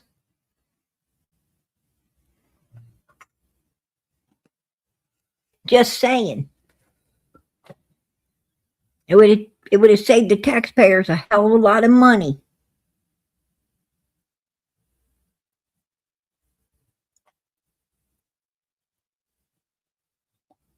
If they'd have used that method of pulling out. Right?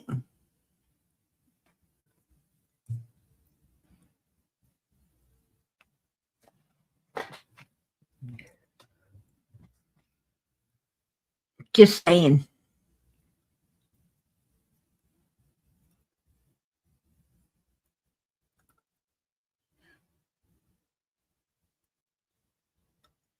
It's a fact and a truth. It's the fact and the truth. The truth is facts.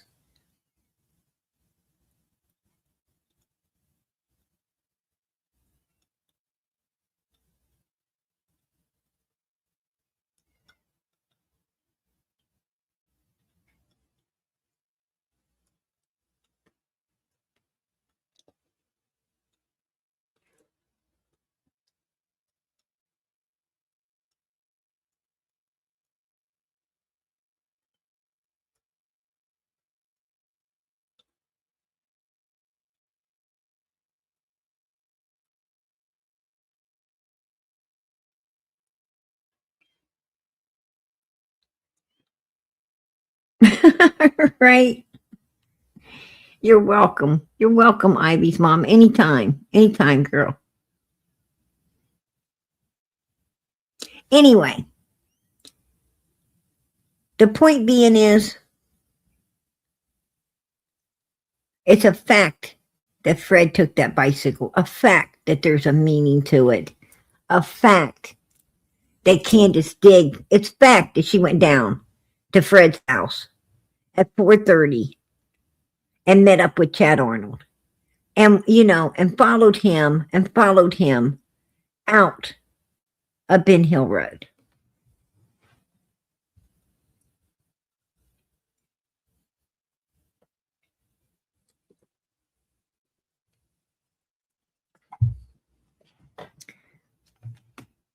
That's my,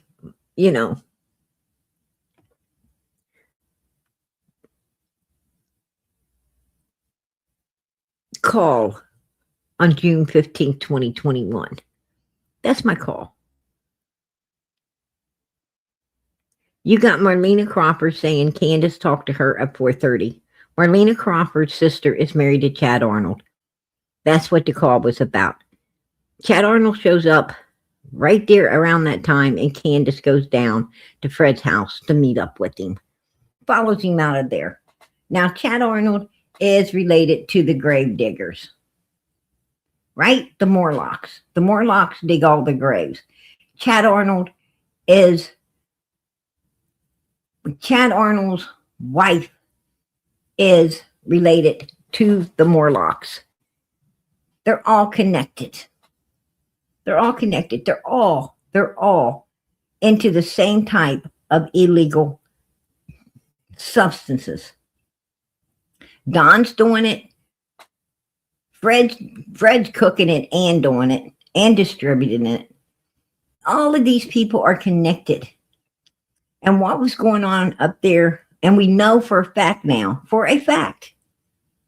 that SA was going on up on that hill. That's not my opinion. It's not my fucking opinion. I saw the paperwork. We all saw the paperwork. So it's not an opinion. It's a fucking fact.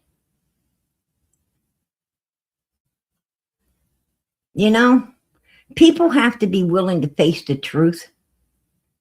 They have to be willing to face the truth in order to really see the evil that these children had to endure. Right? If you're not willing to face the truth, then you can't help these children. There's no reason in being out here if you're unable to, grasp the truth. If you're not able to grasp what these children actually endured,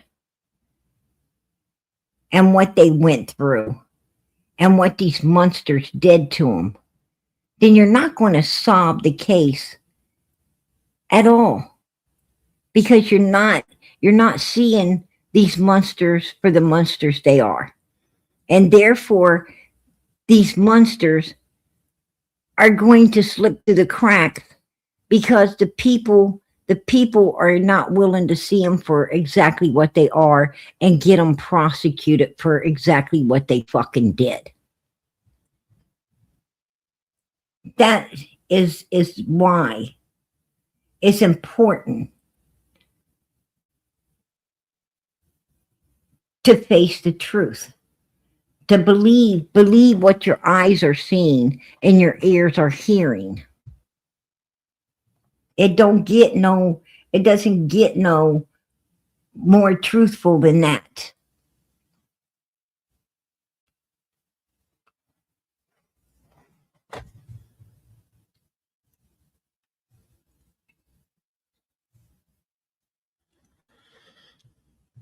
Well, Jody Sue said that there was a van at the bottom of the property.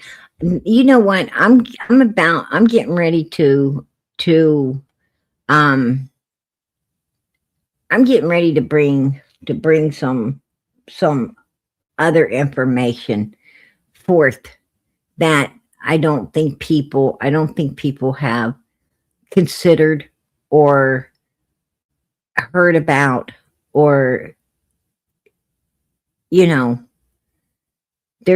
some other stuff that was going on behind the scenes that I just don't think people grabbed a hold of and brought to the table.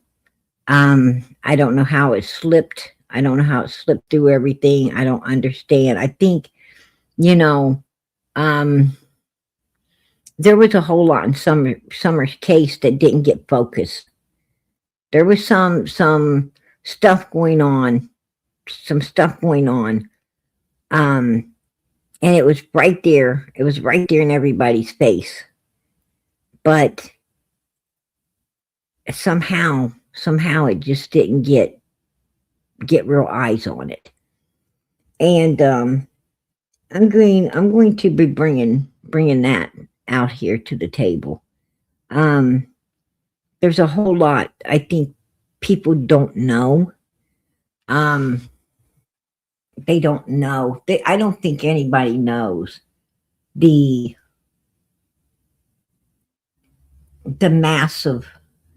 how massive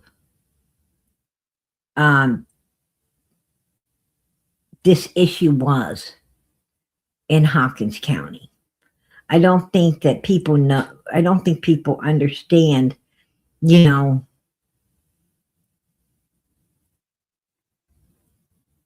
I don't think anybody understands,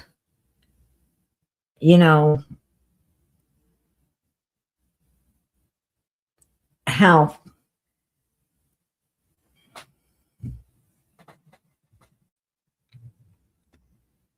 that's what I don't like about YouTube. You got to be careful how you express yourself. I'm not too good at it. I don't think anybody really understands how deep, dark, evil, how far and wide it was spreading.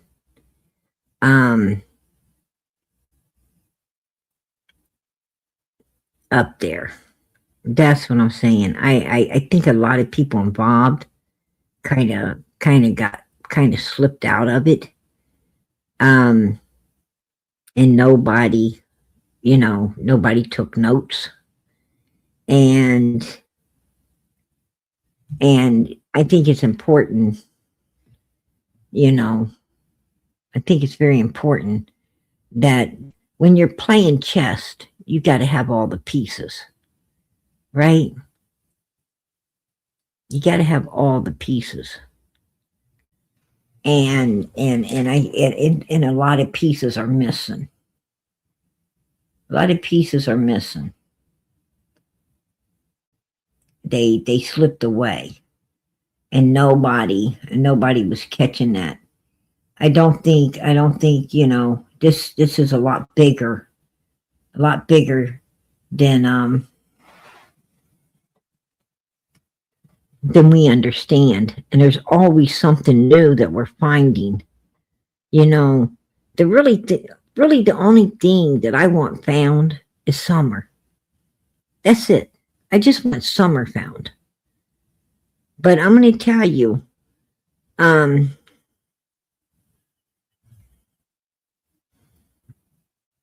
there's a lot of guilt.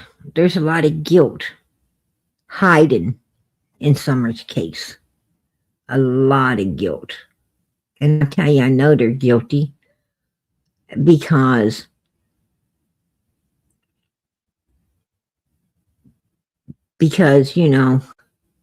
you don't shut down everything if you're not guilty of something, right? When somebody comes to ask you something, you don't shut everything down and hide everything because you know that it could expose you. And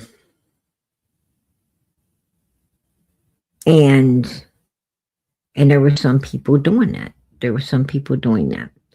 Now, I'm going to leave you guys with a thought tonight. And I got a story I want to tell you right after I leave you with this thought.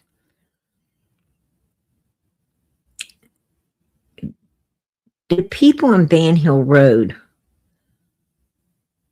was some of those people who existed but wasn't, they were there. But we didn't see them because they slipped away. They were some of the people who slipped away.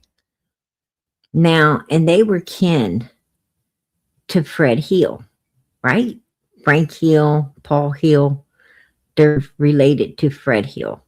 Fred Hill is living up in Indiana with Ziggy. Don Wells has been caught on that road twice. Van Hill Road on 2 separate occasions. The first occasion he was caught there was when he was, stopped and put in jail for that open container and all the stuff. The second time he was busted up there is when he, totaled Candace's vehicle. Right there at the Hills place, right? So he definitely, Don Wells is connected to this Paul and Frank Hill somehow. He's affiliating himself with them. Fred Hill's in Indiana. Don and Fred, Don was trying to call Fred. Fred wasn't answering. Now, here's my thing. I think that, with everything going on in this case, Don and Candace, these people are paranoid. They're all paranoid because they think the feds are in on this, and and they feel like when they mail out any type of letters or anything, it's possible that it's going to get flagged and it's going to get looked into by law enforcement before it goes on to where it's going. And so the thing is if Don wanted to get money to Fred Hill or someone else, he would go to somebody that, they feel nobody knows nothing about, which would be Frank and Paul. And they could give it to them, and then they could transfer it where it needs to go, whether through their bank account or through, they're related. So mailing them a letter, would just go right through. Or information that you want to go to Fred, that you don't want to come from your phone or your text or through you could go give it to them and they would relay it to Fred. They're relaying something because Don Wells seems to be around there all the time, right? That's what I'm talking about. Um, once now go back and take a look because once Don Wells wrecked that vehicle at the bottom of the property where on Van Hill, and law enforcement went in on Paul and went in on check Fred's Facebook of when Don became Fred's friend. Check back when Don was calling Fred. It was after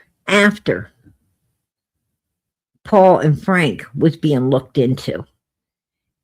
So right there tells you that what Don was doing there had some type of communication with Fred that they weren't willing to communicate with no more because law enforcement was on them. So Don directly tried to get to Fred himself. Just go back and look. You'll see exactly what I'm talking about.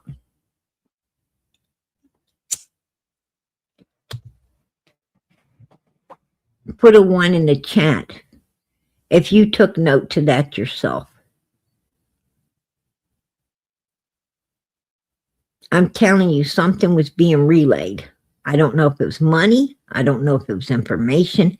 I don't know what was being transferred. But Don was over there all the time with Frank and Paul. And I think that's how he was communicating with Fred. And once they got, law enforcement come into Van Hill Road, the communication was shut down. Because these people are scared, they're scared themselves. Law enforcement's got them on radar now. And Don didn't know how, whatever they was doing, Don was trying to get a hold of Fred to either talk about another outlet or to just communicate, say, fuck it, just communicate with each other. With no one in between. I mean, that's what I thought when I, with the dates added right up to it. Don wasn't trying to call Fred before that. He wasn't friends on his Facebook before that. They was keeping as far apart as they could before that. And it's almost like they were forced, or Don felt forced to connect personally because his outlet was gone. That's what it seemed like to me. Now, it had to have been over Summer's case. It would have had to have been something to do with Summer's case for them to, because what other reason would they be scared to communicate? Or what other reason would Don be shipping money? What would be the reason? There would be no reason.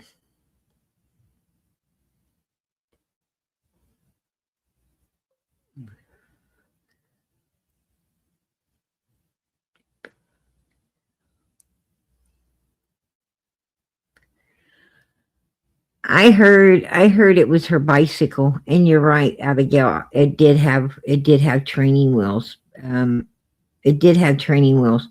Because Don had said something about. I remember Don saying he took the training wheels off, but had to put them back on. Remember that? Put a 1 in the chat if you remember him talking about Summer's bicycle. He said that she wanted to take them training wheels off, but he had to end up putting them back on. I remember him talking about the Summer's bike.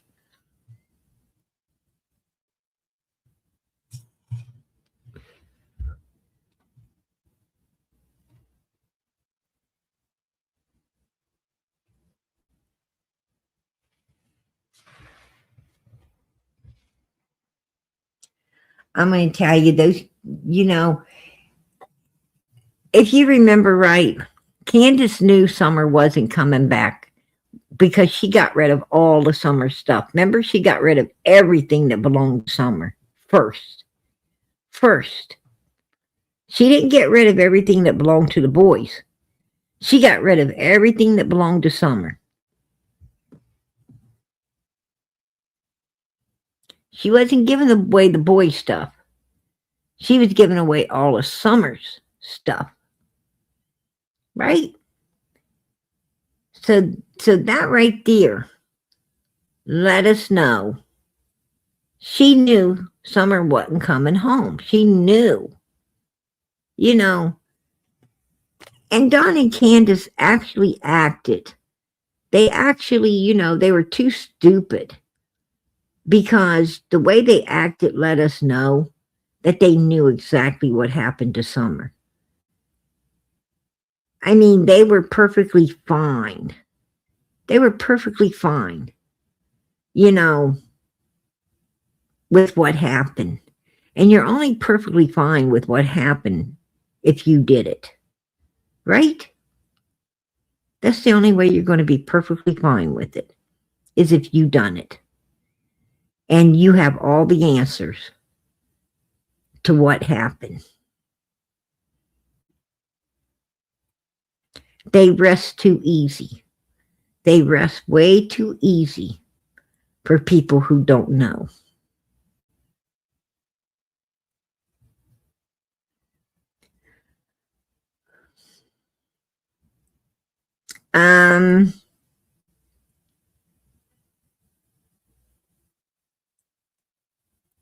It might have been taken. It might have been taken before Fred got it.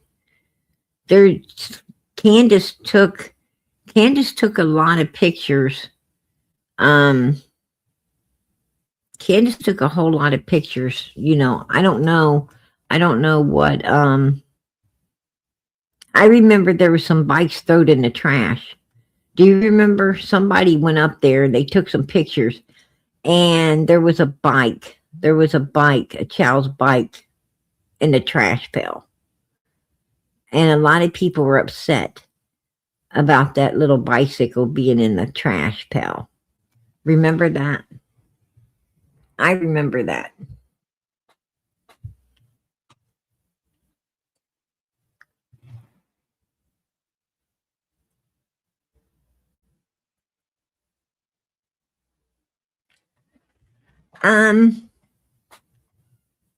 You know, I think Robin at the church was trying.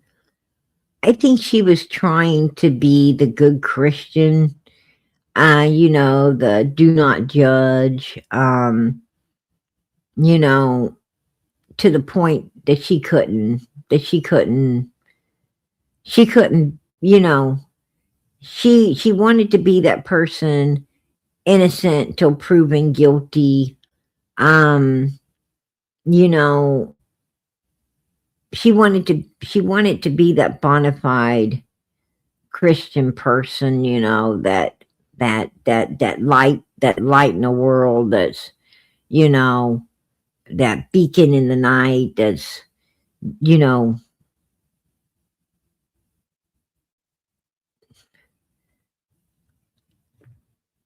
that makes you feel good about who you are, and you're not judging, and, you know, all the stuff. But I think, you know, she got to the point that she could not any longer turn a blind eye. I think God gave her a wake-up call. I think God woke Robin up. That's my opinion. I think he woke her up to see the truth of who and what she was aiding and abetting, to the point she could not aid and abet it any longer. You know? I think that, you know, I just think Robin got a real wake-up call. I think Robin, like a lot of other people, learned about the DCS paper. learned about some truth that went on up there. And I think it made her sick. I think it made her sick, and I think it made her scared that she had had her child around Candace, thinking, not trusting Dawn, but around Candace, who could not be trusted as well. I think she, felt that, these people are in our church. People need to watch their children very closely now. And, and I don't think that church really wants Don and Candace there. I think they tolerate them because they are a church. They tolerate them being there. And I think Don and Candace just goes to that church because they like intimidating. They like intimidating these people and their children. They like making they like making those people be on guard. They like to see these people guarding their children. They like seeing these people being nervous that they're fucking around. And they get off on that shit. Don and Candace actually get off on that. That's the truth. Evil people love, even the devil goes to church, right? To stir up strife, to stir up trouble. I mean, he trembles, but he still goes to church. And so do they. And so do they. I think it's their way of feeling they're getting a little bit even with the way the church turned their backs on them, after Summer went missing. The way they knew that the church, that the church looked at them differently and suspiciously. And a lot of people were uncomfortable with them being around. And they wanted to keep those people uncomfortable. That's why they still go there from time to time. Oh yeah, Jody Stu knew. Even Allison. Remember Allison said that Summer Spirit came up on her porch and told her she's home. Allison wanted everybody to know that Summer was deceased as well. That's why she said, she saw Summer Spirit. They all knew. Every damn last one of them. They knew. That's true. That's true.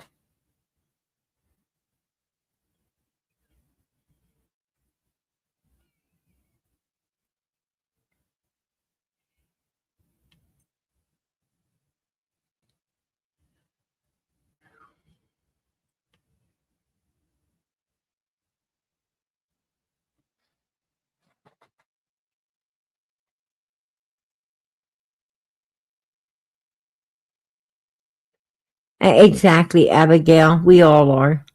Exactly. I don't think anybody's trying to intimidate you. I'm sorry, or humiliate you. I'm sorry if you feel that way. I think that everybody's just really compassionate, just like you, about Summer's case. And, and it's not you. It's just that this case puts people on edge. And also, we got to remember that we're not talking to each other one on one like I'm talking to you right now. See, you can hear my voice and know if I'm joking or, if I'm up, angry or being sarcastic. And when you're texting, and writing in a chat, you can take things the wrong way because you can't hear the person's voice, you can't hear their tone, and and sometimes, you can perceive what they're saying the wrong way. I don't think anyone's, trying to humiliate anyone. I think that people are just really compassionate, and then the way they phrase it might make you feel that way, but that ain't the way it was meant. Oh, and Texas Blue 22 said, Abigail, I said it to Donna. She wasn't even talking to you, sweetie.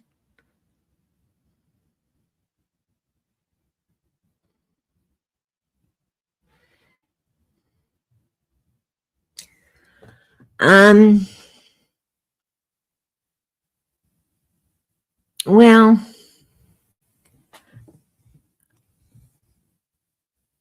I'm going to tell you, when it comes to the church, I mean, it's not judging. It's not judging. It's just facing the truth. Like there is people who come to church to stir up trouble. There's people who go to church, looking for a husband or wife. There's people who goes to church just because they really ain't got nothing else to do. There's people that go to church, um, so that they can feel, you know, important. They can feel important. They can feel accepted and important. Um, there's people that go to church to see and be seen. There's people that actually go to church, to hear the word and to worship God, and they're there for the right reasons. But there's people there for a lot of wrong reasons as well. And it ain't judging. It's just calling out the truth, facing the truth. You know, I mean, God gives you a brain.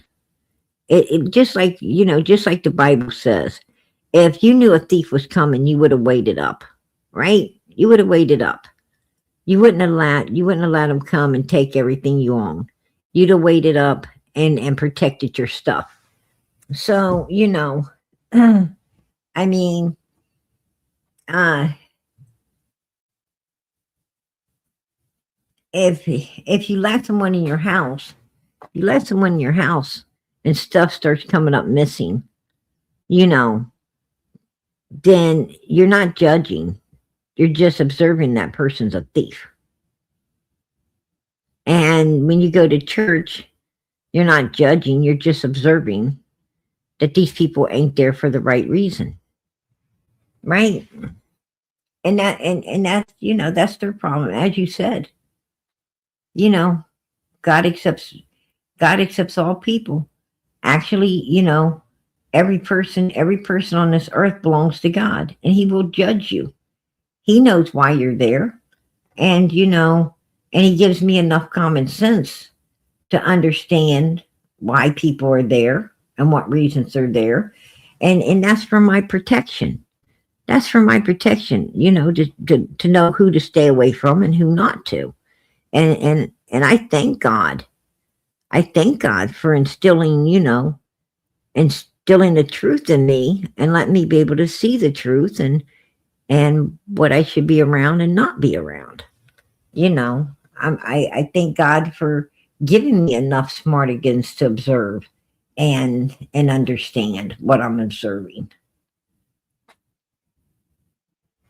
There's nothing wrong with that.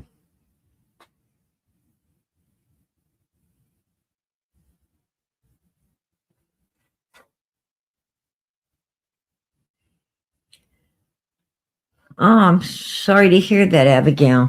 I lost my son at 17, so sometimes things hit me hard. God bless you. Hey, girl. Um, sorry to hear that you lost your son. Our condolences for that.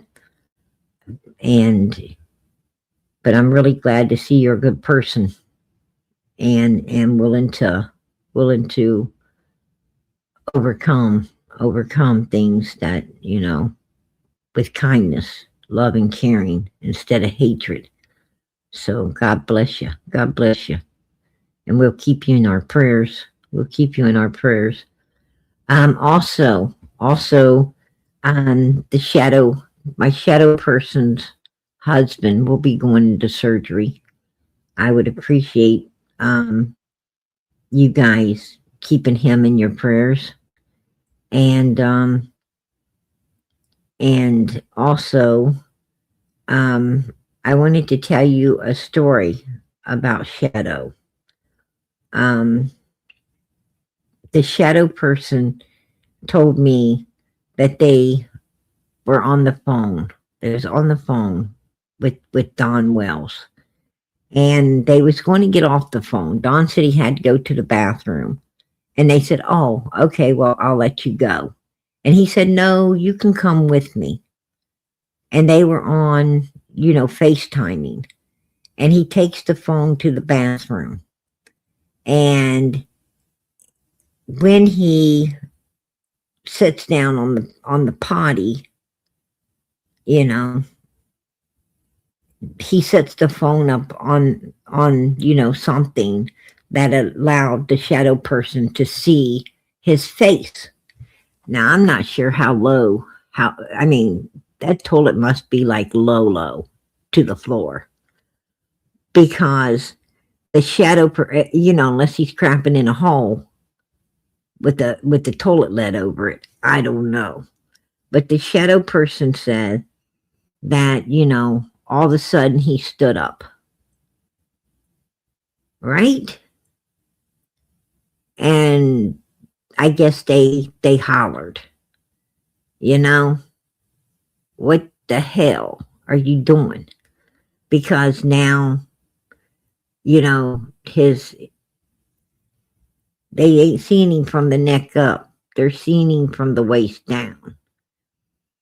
Anyhow, the shadow person said, you ain't got nothing.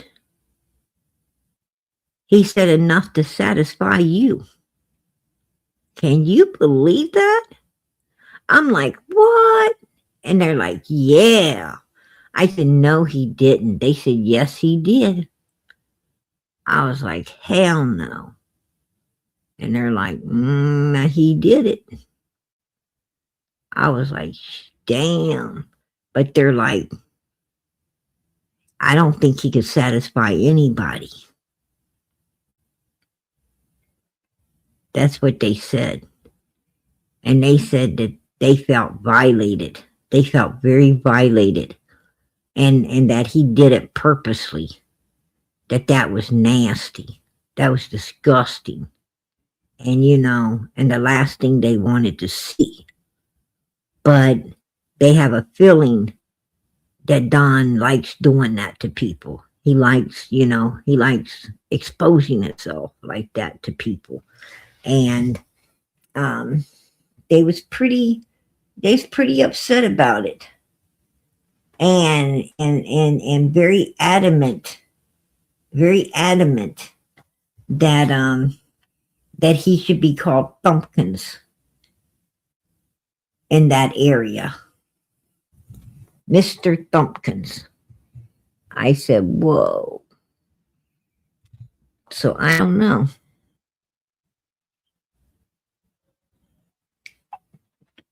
Yeah, he's a dirty Don. He is second to none. Dirty Don. Absolutely. Absolutely. But that's what the shadow person said. And I got it. I got it in content. You should hear shadow person talking about it. I'm not doing it justice. I'm not doing it justice, but I'm going to let you guys hear for yourself. I'm putting it in content. I'm bringing it out so people don't say, "Oh, PG said it." No, shadow person said it. I'm going to let you guys hear it. I'm going to tell you something. That was gross. I couldn't help but laugh. I could not help but laugh. When shadow person says it, it's really damn funny. And yeah, sure did. I'm going to tell you. I'm like, whoa. So, I don't know.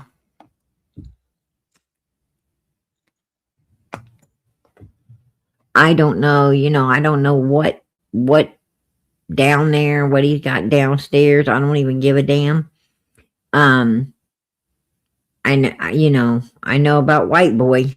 He didn't have anything. He had nothing. Straight up nothing. Like he looked like a Barbie doll. Nothing. Absolutely nothing. That's all I can say. And that's the truth. That's the truth.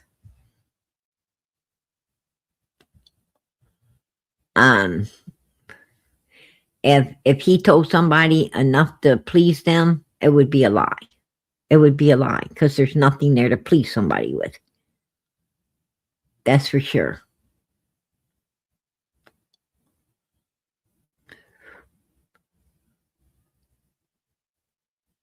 But if shadow person's telling the truth, if shadow person's telling the truth about, about what they saw in that bathroom, if that really did happen, I don't know, I wasn't there.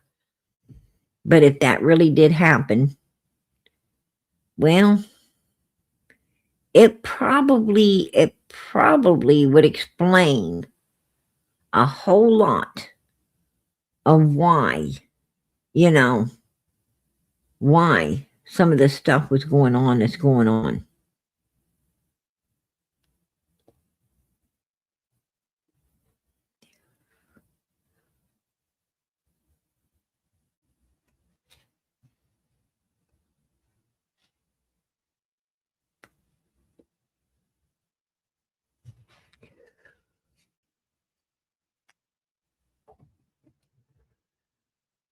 And Jody Sue, I don't. Jody Sue had charges. Jody Sue has a criminal record, just like all the rest of them people. She's got a criminal record. All these motherfuckers have criminal records.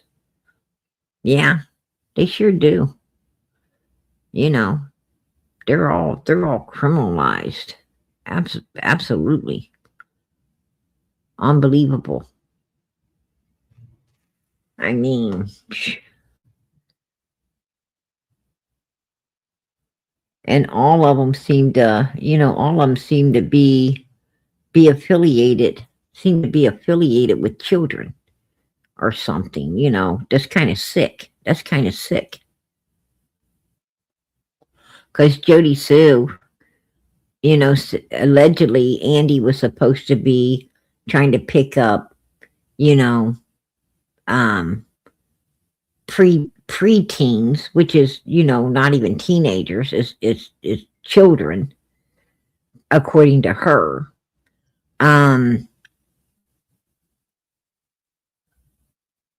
We know from the DCS papers what Don and Candace was doing, right?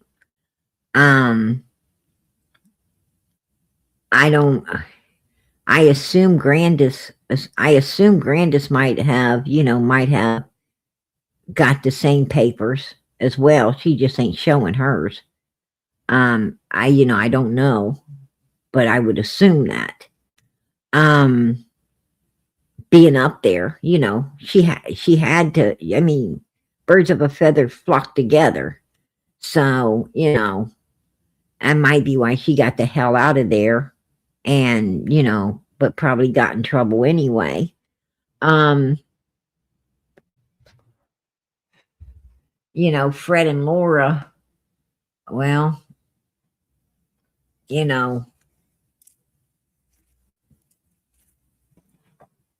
they're all weird. They're all weird and stuff too.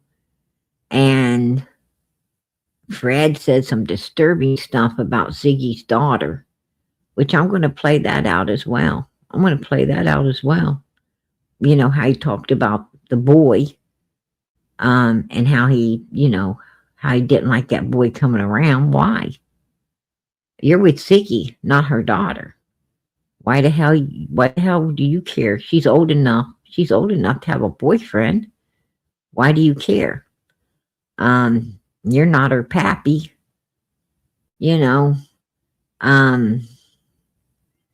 and then staying up all night, making sure she don't get in the kitchen. That's some weird shit too. I mean, there's a lot of weird stuff. Going on, It's all weird.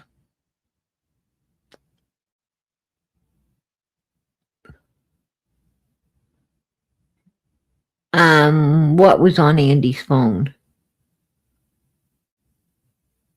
I don't know.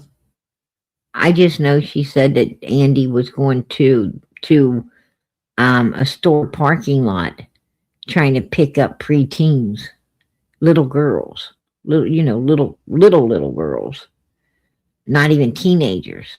Preteens are like 12, 13 years old. They're not even 15, 16, 17 years old yet. They're not even, That's just sick, man. That's real sick. That's why you don't. That's why you don't let your kids out of your sight. Not even your teenagers. You got to make sure you keep your kids, safe in this world today. Oh, wow. I appreciate that. Abigail Rose, I appreciate that. Absolutely. God bless. I really appreciate that. I got super sticker. Amen. Hey, Benny, I bet that's making you jelly. Yeah. I don't have to. I don't have to look for those pennies now. I have to look for those pennies. You can keep all that change. I ain't going to get no more new sofas either, hoping to get enough change to get a pack of cigarettes. Because I know you probably done got it. You done got it.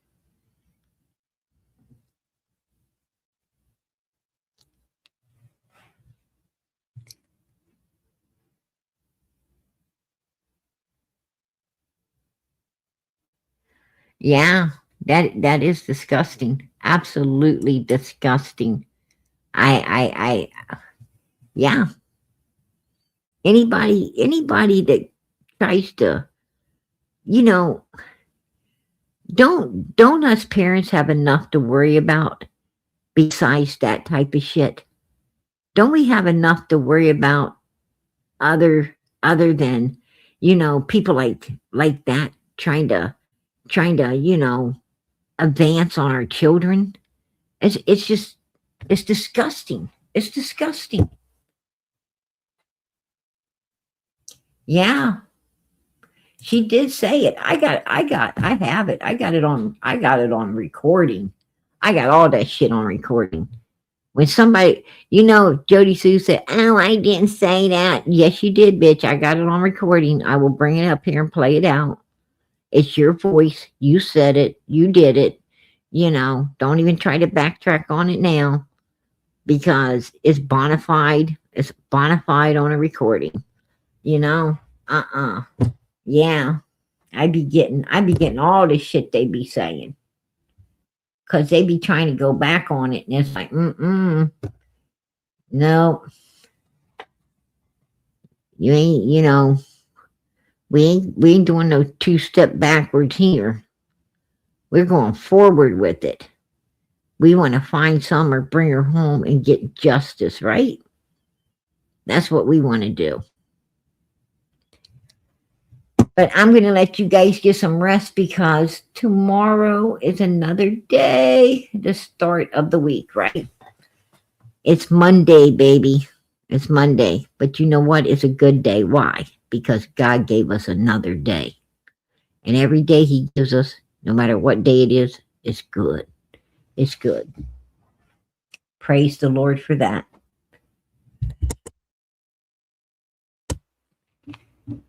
So let's start this.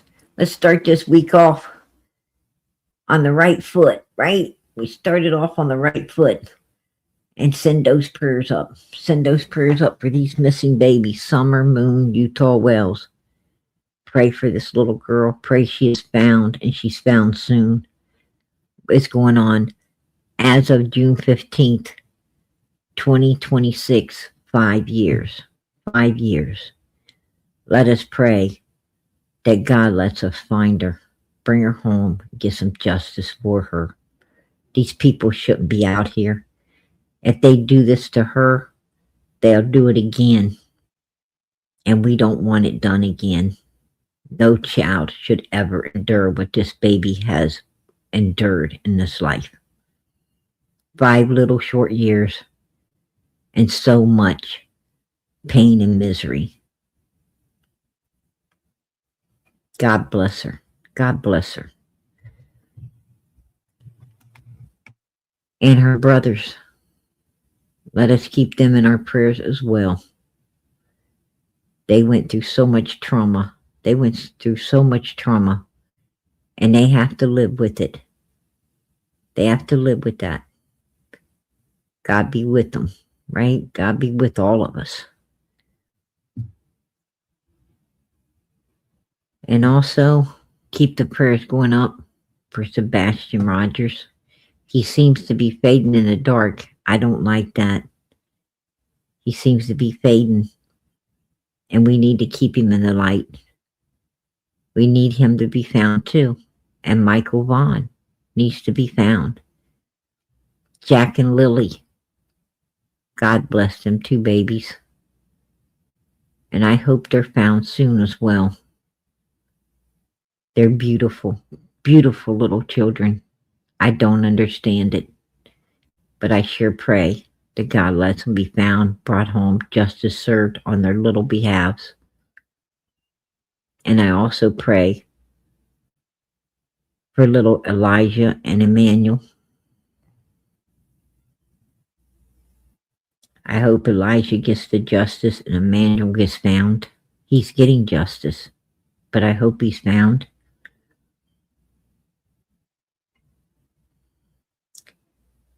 And Nancy, she still hasn't been found. Her family's still a mess. Let us pray for them as well. In the name of Jesus Christ, amen. And let us pray for one another. It's important to pray for one another. Families that pray together, stay together. We are a family here. We are a family. God put us together for a reason. He put us together to love and care and watch over one another. And that's what we need to be doing. So let us pray for one another as well. There's a lot of people living with a lot of stuff silently. They feel they don't want to burden other people with it. Let us pray. So many people wishing and wanting someone to pray for them. They're like, Lord, who's praying for me? Well, we are. We are.